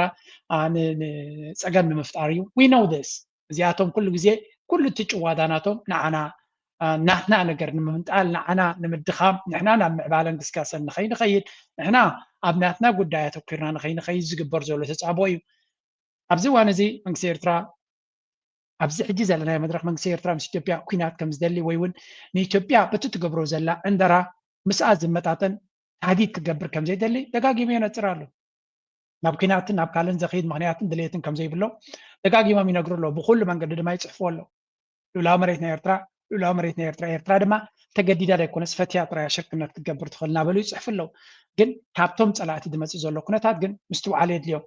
ኣብ ከምዚ መድረክ ኩሉ ግዜ ግን እንታይ ክትፈልጥ ዘለካ ክልተ ነገራት ሓደ ኣብዚኣ ኣንተ በኩልፍ ኣቢለኩም እቲ ሕልሚ ናቶም እንታይ ከም ዝኾነ እውን ክንፈልጥ ኣለና 12 ማይል የሀገሪቷ ነው ከኦፍሾር አንስቶ እስከ 24 ሰማዩን መጠቀም እንችላለን ውስጡ የሀገሪቷ ይሆናል ከዛ በኋላ ኢንተርናሽናል የኛ ነው እኛ ከኢትዮጵያ በላይ ሰፊ መሬት ልናገኝ ነው ማለት ነው አሜሪካውን 9 ኪሎ ሜትር ስኩዌር 9 ሚሊዮን ኪሎ መሰለ 14 ሚሊዮን አላት ባህር ላይ መሬት ከሀገሯ በላይ ታላቅ ያረጋት ይሄ ነው እዛ ውስጥ ያለውን አሳውን መሬት ውስጥ ያለውን ማዕድኑን ነዳጁን ሁሉን ነገር የመጠቀም የሰው ልጅ ነው ኢንተርናሽናል ኮንቬንሽን ኦን ሲ በ1982 ጀማይካ የጸደቀው ይሄንን ነው የሚገልጸው እቲ ህርፋን ናቶም ክሳዕ ክንደይ ከም ዝኸይድ በዚ ክትፈልጡለኩም ኩሉ እቲ ዝብሎ ፀንሐ ናትና እዩ ንሕና ኢና ንኮርዓሉ ንሳቶም ቴንክ ዩ ፎር ቴሊንግ ኣስ እንታይ ፀጋ ከም ዘለና ንፈልጦ እንዲና ግን ብቋንቋም ክዛረቦ ከሎ የስ ስ ወት ዊ ሃቭ ፓወርፉል ሃገር ኢና ክንብል ከለና ንኤርትራ በቲ መሬታ ጥራይ ዓቂኑ ንእሽተይ ሃገር ዝብላ ሰቡን ኣሎ ግን ብቋንቋ ናቶም ኤርትራ ኢዝ ማች ሞር ቢገር ኤንድ ፓወርፉል ዘለዋ 1200 ኪሎ ሜትር ኣብ ደገ ባሕር ናይ ቀይ ባሕር ክንብል ከለና ውሽጢ ኣቲኻ ናታ ኢንፍሉወንስ ዝኾነ እንድሕር ወሲኽካሉ ምስቲ መሬታ ኤርትራ ኢዝ ኳይት ቢግ ዓባይ ሃገር እያ ምክንያቱ ብኩሉ መንገዲ ብፍላይ እውን እቲ ቀይ ባሕሪ ቅርፅናቱ እንተሪኢኻዮ ኣብዚ ምናልባት ኣምፅልኩም ፀኒ እዚ ቅርፅናቱ ንኤርትራ ኢሉ ዝተሰርሐ ስለዘይኮነ ግን ከርእየና ይክልኒ ግን እቲ ቀይ ባሕሪ ቅርፅናቱ ረይዎ ኣብዚ እንተሪኢኹሞ እቲ ናብ ኤርትራ ገፁ ከመይ ኢሉ ኣሎ ትሪእዎ ኣለኹም በዓል ዳህላክ ገፅኩም ምፅዋዕ ግዛ ቀይ ባሕር ናባናእቱ ስለዝብል ንሕና ዝዓበየ ኮንትሮል ኣብቲ ባሕሪ እውን ኣለና ብፍላይ ድማ እቲ ዳህላክ ድዩ ገለ ክትሪኦ ከለካ ካብ ወሽመጥ ካብቲ ናይ ባብኤል መንደብ ንላዕሊ ነቲ ቀይ ባሕሪ ኣብ ኮንትሮል ዓቕሚ ዘለዎ ቦታ ዘለዎ እዩ ፀቢብ ቦታ ስለ ዘሎ እቲ ዳህላክ ዝበሃል ብኸመይ እዮም ዝያዳ ዳህላክ ክብሉ ትሰምዖም ልክዕ ከምቲ ባብኤል መንደብ እቲ ዳህላክ እውን ኣስትራቴጂካዊ ኣገዳስነት ዘለዎ ስለዝኾነ ኤርትራ ኢዝ አ ቨሪ ቢግ ካንትሪ ብርግፅ እቲ ዘለና ፀጋታት ተጠቒምና ህዝብና ናብ ዝበለፀ ደረጃ ክበፅሕ ስለዘይከኣለ እንታይ ዓይነት ፀጋ ከም ዘለና ኣየስተማቐርናየን ኣለና ሓቂ ንምዝራብ ኤርትራውያን ኣየስተማቐርዎን ኣለዉ ባሕርና ኣየስተማቐርናየን ኣለና ፀጋታትና ኣየስተማቐርናየን ኣለና እቲ ዘለና ኩነታት እውን ጌና ኣየስተማቐርናየን ኣለና ኤርትራ ብሕጂ ፅቡቃ ክመፅእ ዝኽእል እምበር ክሳብ ሕጂ ኤርትራዊ ባሕሪ ናቱ ኣየስተማቐሮን ኣሎ እቲ ፈተናታት ድማ ንሪኦ ኣለና ነቲ ናትና ባሕሪ ንክረኽቡ ዝኸድዎ ዘለዉ ትምኒትን ባህግን ኣብ ዓስኡ ድዩ ኣብ ባሕሪ ዘሎ ሃብቲ ድዩ ጅንዕፍሪት ድዩ ገለ መለ ድዩ ዝብልዎ ዳትስ ዮርስ ናትካን ናተይን እዩ ናትና እዩ ዝሃብቲ እዚ ስለዚ እንታይ ዓይነት ሃብታም ሃገር ከም ዘለና ክንፈልጥ ኣለና ንሕና ሰላምን ርግኣትን ረኺብና ዓድና ከነመሓድር ማለት ኣብ ዓድና ዝያዳ ክንምዕብለሉ ንኽእል መድረክ ኣብ ዝፍጠረሉ ግዜ ኤርትራ is going to be a big country ህዝቢ ኤርትራ ድማ ልዕሊ ካልእ ኣብ ጎደብኡ ዘሎ ዝበለፀ ሂወት ክነብር ዝኽእል እዩ ኢለ እየ ዝኣምናነ ናተይ እምነትኩም እዩ ህዝቢ ኤርትራ 10 ዓመት ዝኾነ ይኹን ውግእን ዕግርግርን ዘይብሉ ከም ድሌቱ ከም ካልእ ኣብ ዓለም ዘሎ ክሰርሕ ክነግድ ክመሃር ክሽምት ክሸይጥ እንድሕር ተፈቒዱሉ 10 ዓመት ካብቲ ቀርኒ ኣፍሪቃ ዘሎ ህዝቢ ዝበለፀ ኳሊቲ ኦፍ ላይፍ ዘለዎ ሃገር ይከውን ናተይ እምነትኩም እዩ and this is ሓደ መዓልቲ ከጋጥም ምዃኑ ተስፋ ይገብር ናተይ ትምኒት እሱ እዩ ምክንያቱ ፍሉይ ማዕድና ስለተረኽበና ዘይኮነ ወይ ፍሉይ ኢንቨስትመንት ናይ ቻይና ስለዝመፀና ዘይኮነ ህዝቢ ኤርትራ ናፃ ተገዲፍካዮ ናይ ብሓቂ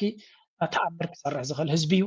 ኣይ ሆፕ እቲ ኩነታት ተቐይሩ ስቅዓት ናይ ሴኪሪቲ ደብላብላዶ ከምዚ ለንቀለ ንሰምዖ ዘለና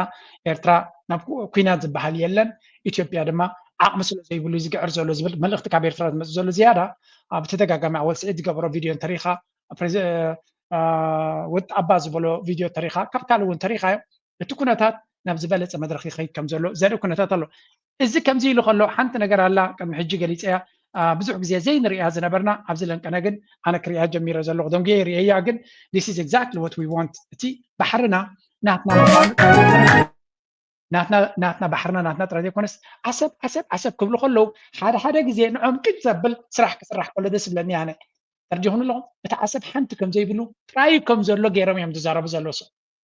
ኣብ ዓሰብሲ ሰራዊት ዘየለ ህዝቢ ዘየለ ሂወት ዘየለ ዳርጋ ጥርሑ ዘሎ ደሴት ምስ በሉ ከም ድሌቶም ክገብርዎ ዝኽእሉ ኮይኑ ዝስምዖም ኢትዮጵያውያን ብዙሓት እዮም ክነግረኩም እቶም ናቶም ቲፒካል ኢንፍሉዌንሰርስ ዓሰብ ከተማ ሰብ ዘይብላ ከም ዝኾነት ገይሮም እዮም ዘርእይዎም ቪድዮ ሓንቲ ቪድዮ ላቶም ንዓዮም ኣብ መዓልቲ 3 ግዜ ፖስት እናገበሩ ዝገብርዋ but this is ካብ ዓሰብ ዝወፀ ቪድዮ እዩ እዚ ትርእይዎ ዘለኹም ቪድዮ ካብ ዓሰብ ዝወፀ ቪድዮ እዩ and I like እቲ ሳሕቲ እኳ እንተኾነ ክግበር ከሎ ናይ ብሓቂ ደስ ዝብለና why is this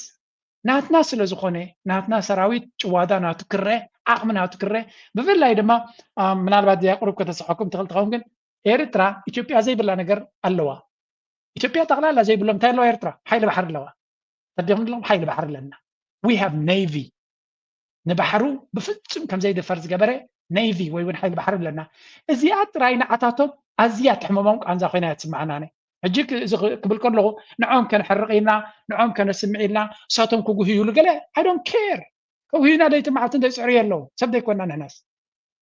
ንሕና ግን ነቲ ሓይሊ ባሕሪ ናትና ኩሉ ግዜ ትሬኒንግ ገብር እዩ ሰራዊት ኩሉ ግዜ ትሬኒንግ ስለ ዝገብር ትሬኒንግ ገብር እዩ sometimes ትሬኒንግ ናቶም ኣርዩና ከምዚ ጌርኩም ኣርዩና and we are happy and we are proud more connected ንኸውን more ኣወንታዊ ስምዒት የለወና more እቲ ህዝቢ ድማ ሞራሉ ሓፍ ይብል ድሓርካስ ኣሕዋትና ካ ክንሪኦም ንደሊ ሳቶም እውን ስፖትላይት ኣብ ዝረኽብሉ ግዜ እዚ ድማ ወታደራዊ ምርኢት ነይሩ ምናልባት ንእሽተይ ኦኬ ድሓን እቲ ሰራዊት ሓይሊ ባሕሪ ትሬኒንግ ክገብር ከሎ እቶም ሰራዊት ኣብ ዓሰብ ተኣኪቦም ከለዉ ዘርኢ እዩ እዚ these are the pictures ኣነ ክሳብ ሕጂ ከይረኣኽዋ ምስናይ ገሪምኒ ዘሎ ከምዚ ዓይነት ቪድዮ ይደልየ ግን ከመይ ኢላ እዛ ቪድዮ እዚ ሓሊፋትን ባይ ዘ ወይ ነዛ ቪድዮ ኣነ ዝረኽብ ኩላ 1000 ሰብ ይርእይዋ ነይሩ ሰብ እውን ኣይረኣያን ቅድሚ 2 ወርሒ ድያ ወርሕያ ወሪዳ ዝብል ግን 1000 ሰብ ሪኦማ ዝብል ጥራይ ርአ I'm shocked ስለምንታይ ዘይረኸብካዮ ክትብሉ እንትኽእሉ ኢኹም ማለት ኣነ ይደልየ ግን ኩሉ ነገርካ ክትረኽበ ይትኽእልኒ ምስቲ ስፍሓት ናይ ሚድያ ኣብዚ እዋን እዚ ምስቲ ብዝሒ ቻነላትን ንገለን ዘሎ ብሓፈሻ ግን ነዚ ከምዚ ዓይነት ካብ ዓሰብ ዝወፅእ ስእልታትን ቪድዮታትን ክንርኢ ከለና ከም ኤርትራውያን ንሕበን ንኸርዕ ልክዕ እዚ ድማ እዩ እቲ ዝበለፀ መልሲ ዝብሎ ኣነ ባሕርና ሃብትና ፀጋታትና ሓይልና ክረኣየሉ ዝኽእል ክኸውን ከሎ ብዙሓት ዓጀውጀው ዝብሉ ሚስ ካልኩሌሽን ክገብሩ ዝኽእሉ ዕንደራ ክፍትኑ ዝኽእሉ ትማሊ ኣጋጢሞም እዩ ሎሚ ድማ ከጋጥሞም እዩ ኣብዚያ እውን ስምዑ ቤርሙዳ ቅድም ወንድሜ ዶክተር ሲናገር የገባ አይወጣም በተለይ እግረኛ ወታደር ወይ በሞት በመርዶ ነው የሚወጣው ወይ ቆስሎ ከባድ ቁስለኛ ወይ ምናምን እድል ካገኘ ካልሆነ እዚያ ተውጦ ነው የሚቀረው አና ጦርነት ቅድም ስለ ሰላምና ጦርነት ሰላምን መጥፎ አለው ይነግርዎም ኣለው ዝሰምዑ እንተኮይኖም ግን ሓንቲ ኤርትራ ቤርሙዳ ኢለ ሓይሉ ንኣጋር ሰራዊት ወይ እውን ናይ እግረኛ ሰራዊት ናይ ኢትዮጵያ ኣብ ቤርሙዳ ማለት ቤርሙዳ ትሪያንግል ዝበሃል ናብኡ ዝኸደት መርከብ ጃልባ ኣይትመለስን እያ ናብ ኤርትራ ዝተበገሰ ሰራዊት ናይ ኢትዮጵያ ድማ ኣይመለስን እቲ ወታደር ኣይመለስን ወይ ክመውት እዩ ወይ ክማረኽ እዩ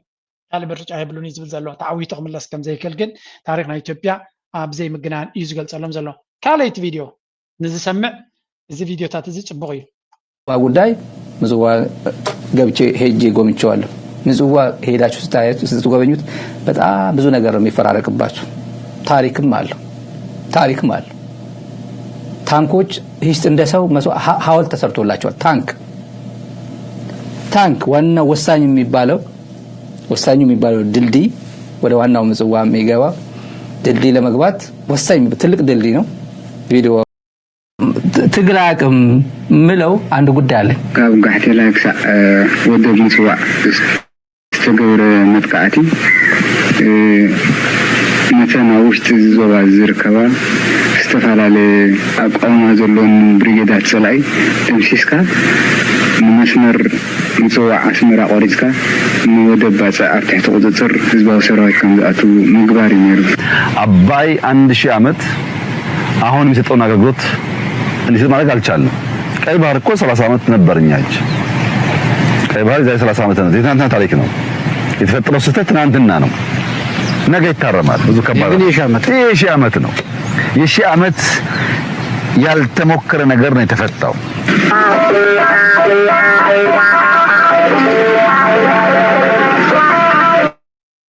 ኣነስ ስታሊን ናብ ኤርትራ መኻዱ ኣብ ፅምዶ ምእታው ናይ ብሓቂ ውፅኢታዊ ከም ዝነበረ he is proving ናይ ብሓቂ ነቲ ፅምዶ ኣገዳሲ ሰብ ከም ዝኾነ ሕጂ ይርዳእኒ ኣሎ and there is a reason why ክሳብ ምስ ፕሬዚደንት ናይ ኤርትራ ክራኸብ ዝኻኣለ because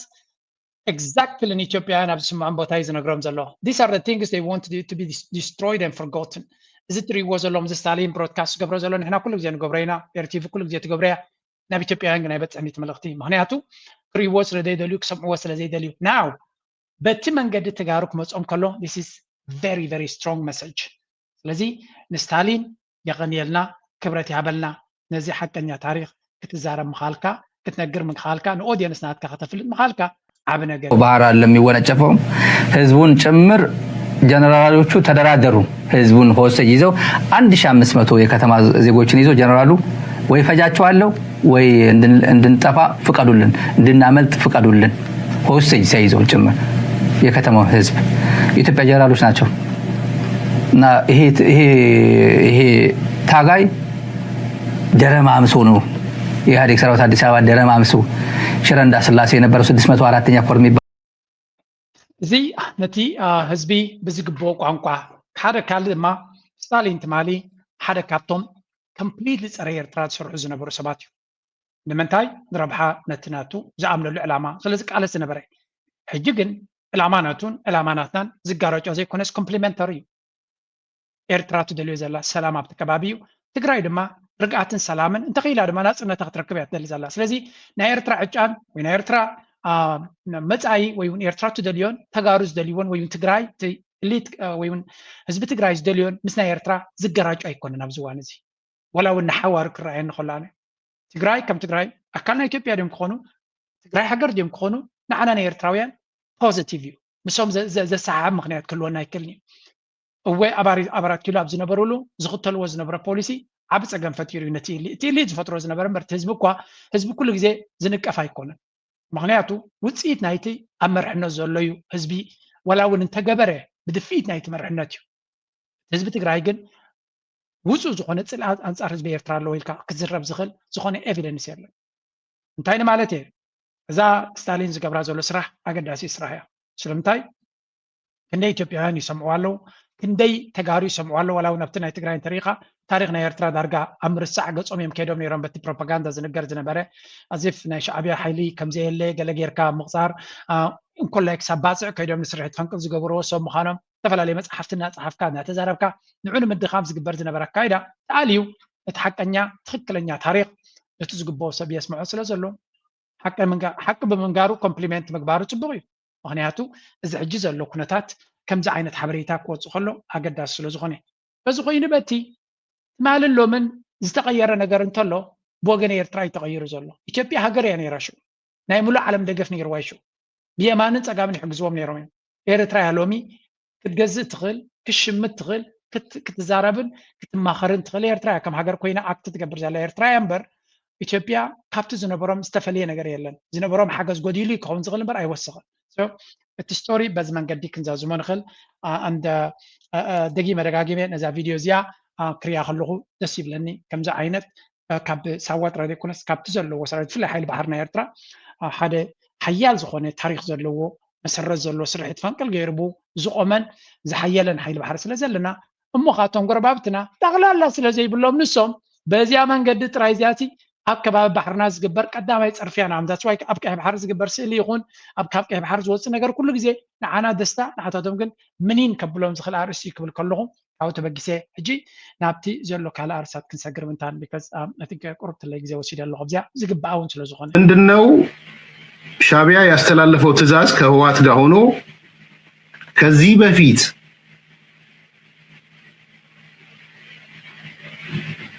ሻቢያን በተመለከተ የጄኖሳይድ ወዘተ ምናምን ጥናት የሰሩ ሰዎች ምሁራን ስለ ሻቢያ ጄኖሳይድ ፈጽሟል ብለው ሚዲያ ወጥተው የተናገሩ ሰዎች መሰረት አዱሽን ታቋታላችሁ። መሰረት አዱሽ ማለት እኔ ጽሁፌም ላይ ያለች ቪዲዮዋንም አሳይቼዋለሁ። ኤንጂኦ አላት። ሌላም አንድ ምሁር አለ። ማን ነው የሚባለው? የዚህ የጄኖሳይድ ጥናቱን የሰራ ምሁር አለ ሚዲያ ላይ የሚቀርብ ስሙ ማን ነበረ? ስሙ እንታይ ገብሪ ዝፍትን ዘሎ ትሪእዎ ኣለኹም ዝረሳሕ አንጎል ዘለዎ ሰብ ኣብ ትግራይ ኣብ ኢትዮጵያ ዝግበር ዘሎ ኩሉ ዓይነት ድራማታት ናብ ኤርትራ ከፀግዖ እዩ ዝደሊ ኣሚን ሻዕብያ ዝበሃል ኣብ ርእሱ ዓብ ቦታ ከም ዘሎ ደጊምና ደጋጊምና ሪናዮ ዘለና ኢና ኣብ ትግራይ ዝግበር ዘሎ ኣካይዳ ናይ ተጋሩ ጉዳይ ኤርትራ ዘተሓዝ የብሉ ተጋሩ ኣብ ደቡብ ትግራይ ኣብ ውሽጢ ትግራይ ዝግበር ዘሎ ሻዕብያ ብዝኾነ መንገዲ ኢዱ ክእትወሉ ዝኽእል ጉዳይ ኣይኮነን ምክንያቱ ምስ ተጋሩ እንድሕሪ ፅምዶ ክገብር ኮይኑ ኣይኮነን ኣብ ውሽጢ ትግራይ ክኣቱ ኣብቲ ዶባት ዝነበረ ቦታታት እውን ገዲፍዎ ይወፅዩ ባይ ዘ ወይ ነዚኣ ሳልሰይቲ ነጥቢ ካብ ናይ ስታሊን ቤላ ገይሩ እኳ ይመሊሱሎም ዘሎ ነዚኦም ስለምንታይ እቲ ዕላማ ኣቢ እንታይ ሓሲቡ ነይሩ እቲ ኩንነት ከንታይ ኮይኑ ተመታታችበት አሁንም ትግራይና ኤርትራ እኮ በቃ ደም አቃብቻቸዋለሁ በፍጹም ሰላም አይባባሉም አይጨባበጡም ብሎ ያሰበ ጊዜ ያንን የተበላው እና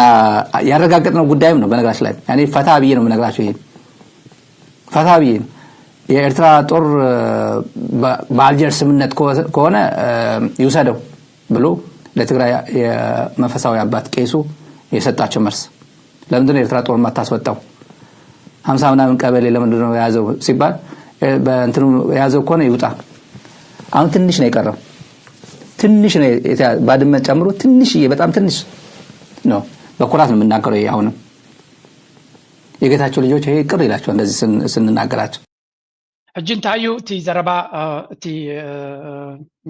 ነዚ ዲያራ መልስ ናይዚ ነዚ ንጎም ሸትን ዝጎይ ዘሎ ኢና ንምልስ ዘለና እንታይም ዝብሉ ዘለው ኤርትራ ኣይኮነን ኣብ ውሽጢ ደቡብ ትግራይ መፅያ ራያ ድዩ ኣብ መኾኒ ድዩ ኣብ ካልእ ክትዋሳእ ኣብቲ ዶባት ዝነበረ ብውዕል ኣልጀርስ ዝግባኣ ቦታ ክነሱ እውን ንዑ ገዲፋ ምእንቲ ሰላም ኢላ ሰራዊታት ትሕብ ከም ዘላ እዮም ዝነግሩ ዘለው ብግምጣሉ እዚኦም እንታይ ይብሉ ኣለው ነቲ ኤርትራ ትገብሮ ዘላ ናታ ዝግባኣ ብቋንቋ ናይ ኣቦ እውን እንተኾነ ናይ ኤርትራ ዝግባእ ቦታ እዩ ዝተባሃለ ንዑ ገዲፋ ምእንቲ መጎጎ ተሕለፋንጭዋ መሬትና ብዓለም ለኻዊ ሕጊ ዝተወሰነልና ስለዝኾነ ናትና ምዃኑ ኣይክተርፍን ተመሊስና ክንወስዶ ኢና ንሕጂ ግን መበገሲ ናይ ነገር ከይከውን መበገሲ ናይ ኩናት ከይከውን መበገሲ ናይ ካልእ ፀገምን ጥፋትን ከይከውን እስከ ድሓን ንውፃእ ብምባል ካብቲ ቦታ ዝወፁ ዘለው ከመይ ገይሩ ተገምቱ ኢሉ ኣብ ደቡብ ትግራይ መፅዩ ነዚ ድራማ ይገብርዎ ኣለው ኢሉ ክሓስብ ዝኽእል ትርእስናቱ እዚ ናይ ክራይ ኣድጊ ብምባል ሳሊን ዝገለፀ ሰብ ሓደ ካብቶም ደይ መደይሉ ኣንጻር ኤርትራ ሰፊሕ ስራሕ ዝሰርሕ ዘሎ እዩ ጥራይ ግን ኣይኮኑን ምስ ጌታቸው ተሰሊፎም ዘለዎ ፕሮፓጋንዲስት እውን ጥቀሙሉ ዘለው እዩ መልእኽቲ ንኤርትራውያን ደገፍቲ ይግደፍ ማለት እዩ ደገፍቲ ይግደፍ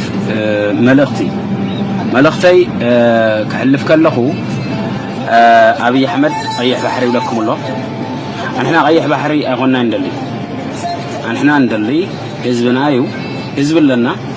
ካብ ህዝብና ውረዱ ካብ ህዝቢ ኢሮፕ ውፁ ካብ ምዕራብ ትግራይ ውፁ ተኸይልኩም እቶም ምሳኹም ኣልያንስ ፈጢሮም ዘለዉ ጎሰስቲ ርዖ ንዕኦም እውን ውዕለታዊ ዓሉልና ብዘለዎም ኣስጥምዎም ብዘለዎ ኣስጥምዎም ስለዚ እቲ ኩነታት ቅድሚ ምጅማሩ ኣብ ልዕሊ ህዝቢ ትግራይ ውረዱ ቀጣን ገመድላ ኣብ ህዝቢ ኤርትራ ኣብ ህዝቢ ትግራይ ከም ህዝቢ ማለት እዩ ቀጣን ገመድላ ዘይተበተኸት እታ ገመድ ከይትብተኽ እታ ገመድ ናይ ህዝቢ ገመድ ከይትብተኽ ካብ ህዝቢ ኢሮፕ ዝኣክል ገይርኩም ኢኹም ህዝቢ ትግራይ ረሽንኩሞ እዚ ሕጂ እዚ ርእሱ ትክክል ዝሰርሕ ነይሩ እንተዝኸውን ምዕራብ ትግራይ ኣቢ ሒዝዎ ዘሎ ንኣቢ ውፃልና ክብል መቐለሎ ኣብቲ ዓድና ተቐመጠ ከሎ ሓሰኻ ደንበስ ናብ ዝለምለመላ ዝበሃል ናብ ኤርትራ ገጽካ ዘለካ ርስሓት ናይ ኣእምሮኻ ምጉሓፍ ግን ልሙድ ተርእዮ ኮይኑ ዘሎ እዩ እቲ ሓቂ ግን ኣብዚያ ስምዕዎ ኣብ ጀነራል ጻድቃን ናይ ባዕለይ ቅዋም ኣለኒ ጀነራል ጻድቃን ናብ በረኻ ዝወረደ ክቃለሱ ኢለ ኣምንና ኦልሬዲ ጥቅምቲ 24 2013 ኦፕሬሽን ተዘይስራሕ ነይሩ ጥቅምቲ 26 2013 ማለት እውን ድሕሪ 2 መዓልቲ እቲ ኦፕሬሽን ተፈጸመሉ ዕለት ኣብይ ኣሕመድ ንትግራይ ንምውራር ምድላዋቱ ኩሉ ወዲኡ ነይሩ ምድላዋቱ ኩሉስ ወዲኡስ ኦልሬዲ ስታንድ ባይ ነይሩ ኣብዚ ሰሜን እዝ ዝነበረ ብሙሉኡ ኣብ ኩለን ከተማታት ኣብ ካምፕታት ዝነበሩ ናይ ኣብይ ኣሕመድ ላዕለዎት ወታደራዊ ኣዘዝቲ እንታይ ክገብሩ ከም ዘለዎ መን ልመን ከጥቃ ከም ዘለዎ ኣየኒ ቦታ ክቆጣጠር ከም ዘለዎ ኦሪንቴሽን ተነጊሮም ተወዲኡ ነይሩ ኦልሬዲ ማተር ኦፍ 2 days ብክልተ መዓልቲ ስለ ዝቀደምናዮም ሶ ድሓርቲ ኩነታት ምስ ተፈጠረ ፀላኢ እናደፍአ ክመፅእ ከሎ መቐለ ክቆጣጠር ከሎ ገለ ጀነራል ጻድቃን ምሳና ናይ በረኻ ወሪዱ ሶ ልምታይ ወሪዱ ላ በረኻ ቅድሚኡ ከልምታይ መፅዩ ዝብል ነገር ክፅናዕ ኣለዎ ልብል እምነት እዩ ዘለኒ መቸም እቲ ናይ ትግራይ ነገር ኣይውዳእን እዩ ሰለና ናይ ኣዲስ ኣበባ ሰዓት ወረድ ትሕሲ ዘሎ እቲ ኣብ ዓፋር ዘእተዎ ዘሎ ሓይሊ ሓደ መርኣያ እዩ ኣብ 10 መሬትና ወሪዱ ብሓይሊ እውን ሒዙ ዘሎ ካሊእ መርኣያ እዩ ሳልሳይ ከዓ መሰረታዊ ኣገልግሎታት ናይ ትግራይ እናሸራረፈ ካብ መጋለት ሒዙ ካብ ነገርና ዝወፅሖም ዘሎ ወፅዓት ሒዙ ኩሎም ሚድያዊ ቅልውላና ውሽጣዊ ቅልውላና ክፍፅም ዝገብር ዘሎ ሰዓት ናይ ኣዲስ ኣበባ ናይ ኣስመራ ኣይኮነን ውዕል ፕሪቶርያ ዝኽበር ዘሎ ዘይፈርመና ኣሎ ናይ ኣስመራ መንግስቲ እዩ ወላ ብፕሪቶርያ ክበልዕ እንተይኮንክ ማለት እዩ ውዕል ፕሪቶርያ ናይ ምግባር ግዴታ የብሉን ናይ ኣስመራ መንግስቲ መጀመርያ ተቃውሞ ነይሩ ምክንያቱ ኣብቲ ውግእ ተሳትፍና ሓይልታት ተገፊና ተሓግዝ ድዩ ቀስ ብቐስ ኩሉ ሰብ እዩ ዝፀሪ ዘሎ ትሪእዎ ዘለኹም ውዕል ፕሪቶርያ ይኹን ካልእ ፀገማት ኣብ ትግራይ ዘጋጥም ዘሎ ብናይ ኤርትራ ፀገም ዘይኮነ ኣብይ ኣሕመድ እዩ ዘትርፎ ዘሎ and you have to accept the reality and حق እንድሕር ተቐቢልካዮ እቲ ኩነታት ኩሉ ናብ ዝግብኦ ቦታ ክኸይድ ዝኽእል ስለዚ እዚ እውን ካልእ ተስቲሞኒያል እዩ ሕጂ ገለገለ ኸ ክንሰምዕ በዚ ኤርትራውያን ጥራሕ ክማዕ ዝፈያር ዝብሎ ዘሎ ናይ ኤርትራ ከዓ ናይ ኤርትራውያን ጥራሕ ክማዕ ዝፈያር ዝብሎ ዘሎ ናይ ተጋሪ ኣገለ ዝበሃል ጌድ ደህላው ደፊር ኤርትራ ናይ ተጋሪ ይኮነትን ኤርትራ ናይቶም ኩሎም ሕብረተሰብ ኣብታ ውሽጢ ኤርትራ ዘለዉ እናቶም እዮም እዚ ከም ናይ በዓል እዚ ኣተሓሳስባ ክጓሓፍ ጥራይ ዘሎ ሲምፕል እዚ ከምዚ ኣተሓሳስባ ይገለ ዝበሃል ነገር ከማን ኣይሰርሕን ኖ ኤርትራ ነፍቶ ንፅላእ ናይቶም ኣብ ኤርትራ ዘለዉ ሕብረተሰብ እናቶም እያ ማንም ሰብ እዚ ሲካ ናይ ከምዚ ሃይማኖት ናይ ተጋሪ ጌድ ደህላው ደፊር ኣዴኻ ካብቲ ኤርትራ ከዓ ናይ ኤርትራውያን ጥራሕ ነዚ ካልእ ክዛረባ ይክእልኒ I call him trash ጓሓፍ ማለት እዩ ባጎኑ ናይ ጓሓፍ ኣብ እንዳ ጓሓፍ ግን ፅቡቕ ርከብ እዩ እንድሕር ፈቲሽካ ፅቡቕ ርከብ እዩ ሓንቲ ካብን ድማ እዚኣ ንሪኣ ዘለና ኢና ነታ ፅቡቕቲ ዝተረኽበት ተፀሚሙ ዝሰምዓ ነዚያ ረኺቦም ሸር ዝገበርዋ ፅቡቕቲ ዘረባ ኤርትራ ናይ ኤርትራውያን እያ ኣብዚኣ ይቃወመን እየ እዚ እታ ሓቂ ንቕበላ ኢና እቲ ካልእ ትራሽ ናቱ ድማ ከም ትራሽ ጌርና ንሰግሮ ስለዚ ኤርትራ ናይ ኤርትራውያን እያ ዝብል ዘረባ ትኽክል እዩ ኣብኡ ኢና ድማ ንኣምን መብዛሕትና እቲ ካልእ ጓሓፍ ናቶም ግን ኣብ ገግዚኡ መሊስና ኢና ህዝቢ ኤርትራ ቃልሲ ህዝባዊ ግንባር ቃልሲ ህዝባዊ ግንባር ከዓ ክጓሓፍ ኣሎ እዚ ከዓ መትከል እዩ ረዲካኒ ስለዚ ኣብ መንጎ ፕላንስን ኣብ መንጎ ግሎባል ናይ መትከል ፍልልይ ዳ እምበር ንሕሰብ ፍልልይ ኣይኮነን كما بيلو متكل خون سكرد عنا عويتا كل نهز باو جمبار تاريخ وجوها فلوس متكل كميل خون متكل انتهي اليوم لا انتهي اليوم زي عملها خداي متكل أيقول عم متكل أيقلس بناتي عقمي زار زلو متكل أيقون صاف تايم خبرتات نهز باو جمبار كم نريد لنا زباق جمبار زركب يزي زاربلو تحقر إيرترا تبهال زباق جمبار يامتيوا تتاريخ تا إيرترا نسوم زمسوا تاريخهم دمسيسكا تحقر كتنبر الله من قبلو خاصها ها نايز زباق جمبار تاريخ دمسيسكا كالخ سرعت خينكا مجمريا تحقر تعير كاخذت حنان يركا اب امريكا برجر كان بالعكازه افكاز هبا كام زراب قلومي بوليتيكا يتقصر فاين زي عبدان مخانو كتسمعوا لكم اتمنى سيبدقه اتي نزباو جمبار عبدان قبل صنيو ناصنت ኤርትራ عبدان يزبلا كامل يو ኤርትራ ናጽ አይወጽትን ዝብል ባንዴራ አይን قبلوا الناس ስለዚህ it's just ፖለቲካ የብሎም እዞም ሰባት እዚኣቶም ቁማር እዩ ገለገለ ግዜ ተቋመርቲ ዝብል ዘረባ ዝጥቀሙና እኮ ኣይፈትወን እንዴ ምክንያቱ ነፍስ ወከፍ ሃገር ጀኒዊንሊ ብቁኑዕ መንገዲ ዝቃወም ኣሎ እዩ ፖለቲካዊ ለውጢ ወይ እውን ምሕደራዊ ለውጢ ዝደሊ ሰብ መሊኡ እዩ ኣብ ዝኾነት ሃገር ኣሎ እዩ እቲ ሕቶ ናይ ከምዚኣቶም ነቲ ሃገር ዘምፀእ ቃልሲ ክድምሰስ ኣለዎ ዝብለካ ተኮይኑ ደንካለ ሃገር ድለይካ ትብሎ ኣብኣ ጌርካ ጥራይ ትሰግሮ እዚ በቲ ሓደ ክኸውን ከሎ ብካልእ ወገን ድማ ራእዩ እዞም ኣስላም ተኣኪቦም ሰላም ተላዒሎም ዞም ጀሃድ እዮም ዞም ገለገለ ትብሉ ኣለኹም እወ ጀማዓ ሰላም እወ ጀሃድ እዚ ሕጂ ነብሱ ዝውክል ሰብ እዩ ምናልባት ንሱ ዘለዉ ውሕዳት እዮም ኣብ ኤርትራ ዘሎ ሙስሊም ኩሉ ከምዚ ኢልካ ሓፈሻዊ ገምጋም ወሲድካ ትኸይድ ዘለኻ ዓብ ጌጋ እዚ ብበዓል መውሉድ ነቢ ኣብ ኤርትራ ዝተገበረ ፅምብል ኢና ንርኢ ዘለና ስለዚ ኣብ ኤርትራ እስልምና ከም ክርስትና ሃገራዊ በዓላት ናይቲ ሃይማኖት ብክብሪ ዘብዕል ኣብ ሃይማኖቱ ድማ ዝኣክል ናፅነት ዘለዎ እዩ ብርግፅ ፖለቲካ ናይ ኤርትራ ሕይል ዝበለ ፖለቲካ ነቲ ሃይማኖታት ከም ድሌቱ ክኸይድ ወይ እውን ናብ ዝደለዮ ክኸይድ ዘፍቅድ ኣይኮነን ስለምንታይ ሓደ ካብቲ ዝዓበየ ኣፅዋር ናይ ምዕራባዊ ዓለም ወይ እውን ናይዞም ደገ ሓይልታት ገንዘብ ዘለዎም ሃይማኖት እዩ ቨሪ ፓወርፉል ወፐን ብሃይማኖት ጌርካ ብዙሕ ፖለቲካ ክሰርሕ ትኽእል ኢኻ ታሪክ ናይ ኤርትራ ድማ ዝኣክል ጭብጥታት ሓቅታት ኣለዎ ነዚ ዘጉልሕ ስለዚ ሃይማኖት ጥራይ ክኸውን ኣለዎ ናብ ፖለቲካ ንኸይከይድ ጥንቃቐ የድልየ እዩ እንኳን ምዕራባውያን ሃገራት زاربوا زلوا ቋንቋ شعبي طيب شعبي كويس شعبي مؤدب ربنا يحفظهم كلهم المسلمين كتار هنا وسائر بلاد المسلمين نتكاتلوا كبران تخاتلتي اريلينك لومي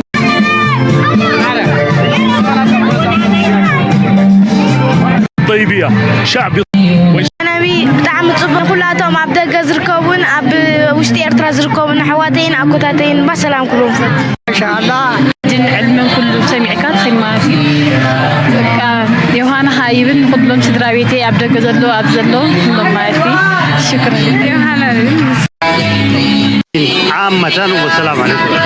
بسم الله الرحمن الرحيم والصلاة والسلام على رسول الله الأمين سيدنا محمد وعلى حق بالحق سم خير زغبروا لنا نبينا محمد مسلم نقاب كفو نبو መጀመርቲ ሃይማኖት እስልምና ልክዕ ከምቲ ክርስትና ዝኣክል ቦታ ተዋሂብዎ ከም ዘሎ የዝሪ ዘለኹ ኣነ ካብኡ ዝፍለ ነገር ዝርየ የብለይን ሓደ ሓደ ጉድለታት ክህሉ ስሕተታት ክህሉ ክእል እዮም ብዓብዩ ግን ኣስላማይ ሃይማኖቱ ፀሎት ንክገብር ዝኽልከለሉ ዓዲስ ኣይኮነን ብሓፈሻ ግን ዋላ እውን ዝኾነ ሃጓፍ ተሎ ኣብዚ ሕጂ ዘለና መድረክ ንሓድነትና ኣብ ምልክት ሕቶ ዝእቱ ስራሕ ካብ ምስራሕ ክንቁጠብ ኣለና ኔክስት ቶፒክ ምናልባት ኣብ ኩሉ ትሪእዎ ዘለኹም ኣርስቲ እውን ክኸውን ይኽእል እዩ እስከዚ ትንክፍ ኣቢልና ክንሓልፍ ቅድሚኡ ግን እዚኣ ከሪአኩም ነዛ ቪድዮ እዚኣ ሰሪሕኩም ተተዝርዋ ዘለኹም ድማ ግርም ገበርኩም ሰናይ ገበርኩም ፅቡቕ ናይ ኤርትራ ክወፅእ ኣለዎ ካልእ እውን ሓንቲ ቪድዮ ርኢ ኣለኹ ኣብ ካልእ ግዜ ዘይርዮ ማይ ነፍሒ ኮሌጅ ማይ ነፍሒ ከም ዘሎ እምበር ዲጋ ማይ ነፍሒ ብዙሕ ክዝረባ ይንሰምዖን ኢና ምስተር ቤኒ ድማ ናብኡ ከይዱ ከም ትሪእዎ ዘለኹም ነቲ ዲጋ ከምዚ ገይሩ ዘረባ ከይተዛረቡ እዮም ዝገብርዎ ዘለዉ ከምዚ ዓይነት ቪድዮ ከይድኩም ሰብስክራይብ ጌርኩም ሰፖርት ግበርዎም ፅቡቕ ቪድዮታት ካብ ኤርትራ ዝገብሩ ዘለዉ እዮም ኣብ መወዳእታ ካብ ኤርትራ ፅቡቕ ነገር ብመንገዲ ቲቪ ወይ እውን ብመንገዲ መንግስቲ ጥራይ ኣይኮነን ክወፅእ ዘሎ ዜጋታት ናብቲ ዓዲ ክኸዱ ከለዉ ብግሎም ብዝሰርሕዎ መንገዲ እቲ ዝበለፀ ዝመፅእ ስለዚ ናይዚኦም ኣሕዋትና ዝገበርዎ ድማ ናይ ብሓቂ ደስ ዘብል እዩ ንማይ ነፍሒ ዲጋ ማይ ነፍሒ ኣነ ይፈልጦኒ ነይረ ኣጋጣሚ ንኤርትራ ኩላ ዘይረኣየ ክብለኩም ኣይክእልኒ ብምርኣይ ነዚ ግን ደስ ኢሉኒ ጎኒ ጎኒ እውን ነቲ ኮሌጅ ማይ ነፍሒ እውን ብዝበለፀ ስኢሎም ዘውረዱልና እዮም ካልኦት ድማ ነቲ ዝመፀ ስእሊ ኣፀባቢቆም በቲ ናይ ቲክቶክ ፎርማት ዲ በቲ ካልእ ከምዚ ጌርካ ናብ ሚድያ ምቕራብ ናይ ነፍሲ ወከፍ ኤርትራዊ ስራሕ እዩ ከምቲ ንኤርትራ ዝፀልእዋ ሕማቕ ናታ ቤላ ገይሮም ኣቀናቢሮም ኩሉ ነገር ቫይራል ዝገብርዎ ዘለው እቶም ንኤርትራ ሃገራውያን ወይ እውን ኣብ ደንቢ ሃገራውነት ኣለና ንብል ድማ ከምኡ ክንገብር ክስልክየና የብሉ እናበልኩ ሕጂ ኣብዚኣ ድራማ ክንሰግር شمونت عمت بليز give me let me finish إذا 4 أشياء ده كان كويسي يوم ما تعرفوا مقدر يا عزيز نزي يكون قتيلكم ما أبيلكم ما حارجكم ما تسبلوا كم زدا قبلت كروه واحد لو أنت قويلكم تحاسبوا حسوا مس imagine بكاسي يمكن حالف understand you know float لي كل نجار شمونت عمت please give me let me finish let me finish they can go you see يوم ما تعرفوا مخاطر اللو يا عزيز نزيعكم قتلكم ما أبلكم ما عارفوا I see you have to know everything bro you know I have future bro I have my son to see what about my son I don't leave him alone you know guys نقدر زخرة كل نقدر كان على عمت رأيني تبيكم 4 عمت جدًا موسى بزبط عمت إني لا بزكم ما أبيلكم ما حارجكم أنت عمت well ذا فيديو ديا ديرايا الله يبلني بعلت بيتي يعني رانا تود مثلا مسكال ودك تزور رقيب والله سئل والله مجمريا نزي كنر خلنا حدا نتزلو كنتات مجوهار صباعي مثلا تجيراتو زلا سعتات معلتي جيجاي عبجيجا دمايو أنا ناتي مدام نمتنا هي زربازي وشتاو كنتاتهم سلا زي فلتو إذن التنك زرباي كلني بعبيو جن زي تدلي تقينا هي وتاج ريما زي تله أب حدارنا هاللقات حدار زي اللي كاتو قينو أم عربا على ما اللقا فانت احكي ياخد كداي تغلب مس نيجيريا ودي خد كدي مس فلبين دي خد كدي مس عرب دي خد كدي نعاقز ملكت قينو أب حدار اللقنا بالكان سبنا تهلل كخمن بار نتمسا خازلو سب أيدل يكاني مساخا هي وتاي متش أنن يلكا أوريزكا هل هي وت كجمرة يدخل شاي قللن واي كل التمن قدي يمرت السبع يردانن يعني if you don't like the relationship زال خايو ده تليفتي خايو كليف كايو أكلي وتكاد كده لك حتى مز عينت حماق فتناتات مأتاو دما قبلها مثلا وقمت قالوا إذا قال زيا بس نيجيريا أو بمخادة بس نيجيريا وحليفة ولا مسكال انت خدتنا عيد سقم يبلون بالرجعايو عد من الرجعايو زلا نبدلي تاخد كي تخليها توم كوت زعبي جيجاز قبرو نحدا سب ساخال لو خنا بالكا سقاتات ناتونا حنففكا نعو نسونا دخمه نسخا كالي من قدتات كاخد قبر ابتعتو صلالونا تقمت كا زي زي حتيات راه يكون قبنوني سلازي ديت دليوتو تخون من قداج ريمان تتخيل نعي قبولي فتح باطاتو ما يتجمر مع تاون ريو زلنا 500 ميتاويت حضارتنا اوروبا بفتح كم زازم زلو يقوم شيتين سبع زلنا ستاتستيكس اجي نزر اشرالايز نقبر نزر نساز قبرتو ذا سبزيا انا جنابنت كم سلاز قبرت قتلا يبلني يعني هلا وين هرم مازبل حقي يلا هيوتا مرجع زلوا سبيع تودي مرجع له تقال مرجع له حضرتها مرجع برقديت هيكون ابتوش تحضر كوين كحماق مقبار قد ناب حماق تكبرات بسمعيت كسعب كدرخ زخل سلازخونه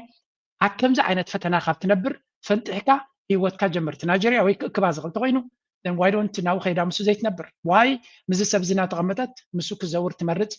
it's shameful زحفر تكباري نعي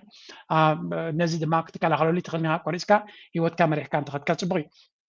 كاليت فيديو ريا زلوه حنت فيديو ابكم زكوا كاتب زحي دلني يجن I'm gonna give you 2 videos نشتري رياكشن مالني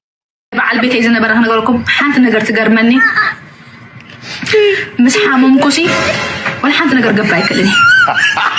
كم قول عنا بسيحات مني أما يقبل لي سدراي زقود اللي نقدر كل ندعمله قبل عليو سرح عند سرحه حنت معك لكم الله ما حاسين فتان حنت معتي لكم الله كم زمش قرالكي إذا نفل أنا بنت ويد بلا نحاس حسابني والله سبق كام مش لازم كلنا قبر كل قالت لك إذا نفلت إذا ني أيفلت مفاتيحيو أصبح ما أكون مفاتيح إن ديت فلت وأنا قرال لكم قال سبات كليت كام مستواها هافكا أو اشتخاز غير نقرالو صباح نبحوات تغيروا النقرالو قني كليت مغير ناس انتي لو مناسي sometimes قال سبات معرف خمزي ديب آتيخا بحنساب كتسرح كلها أمونغ سب عين سبيتن بعد وي كفتت هالو أمونغ سب عين سبيتن نيشتين مستري له خمس مشان ترح تبلغها كم أنا حامي ميز نبكو أبونا دون كوين وحائف وده حاسب إن دلع على إنه كلنا قبل اللي يدري بره كليتو مسحابني أنا نسن حواتنا تغيرنا جايز هذا دمنا خوينا حجي أبقى قال سبات كوم مسقات أمن اتفقنا عام يعيز خون اتفقنا نهي حواتي يزخون اتناي سبعين سبيت النقل جن أمونغ خاي موتي جايز بحما أيكون كن فاتحيو بس بحما أيكون أبزين كلتا فيديوهات رياكشن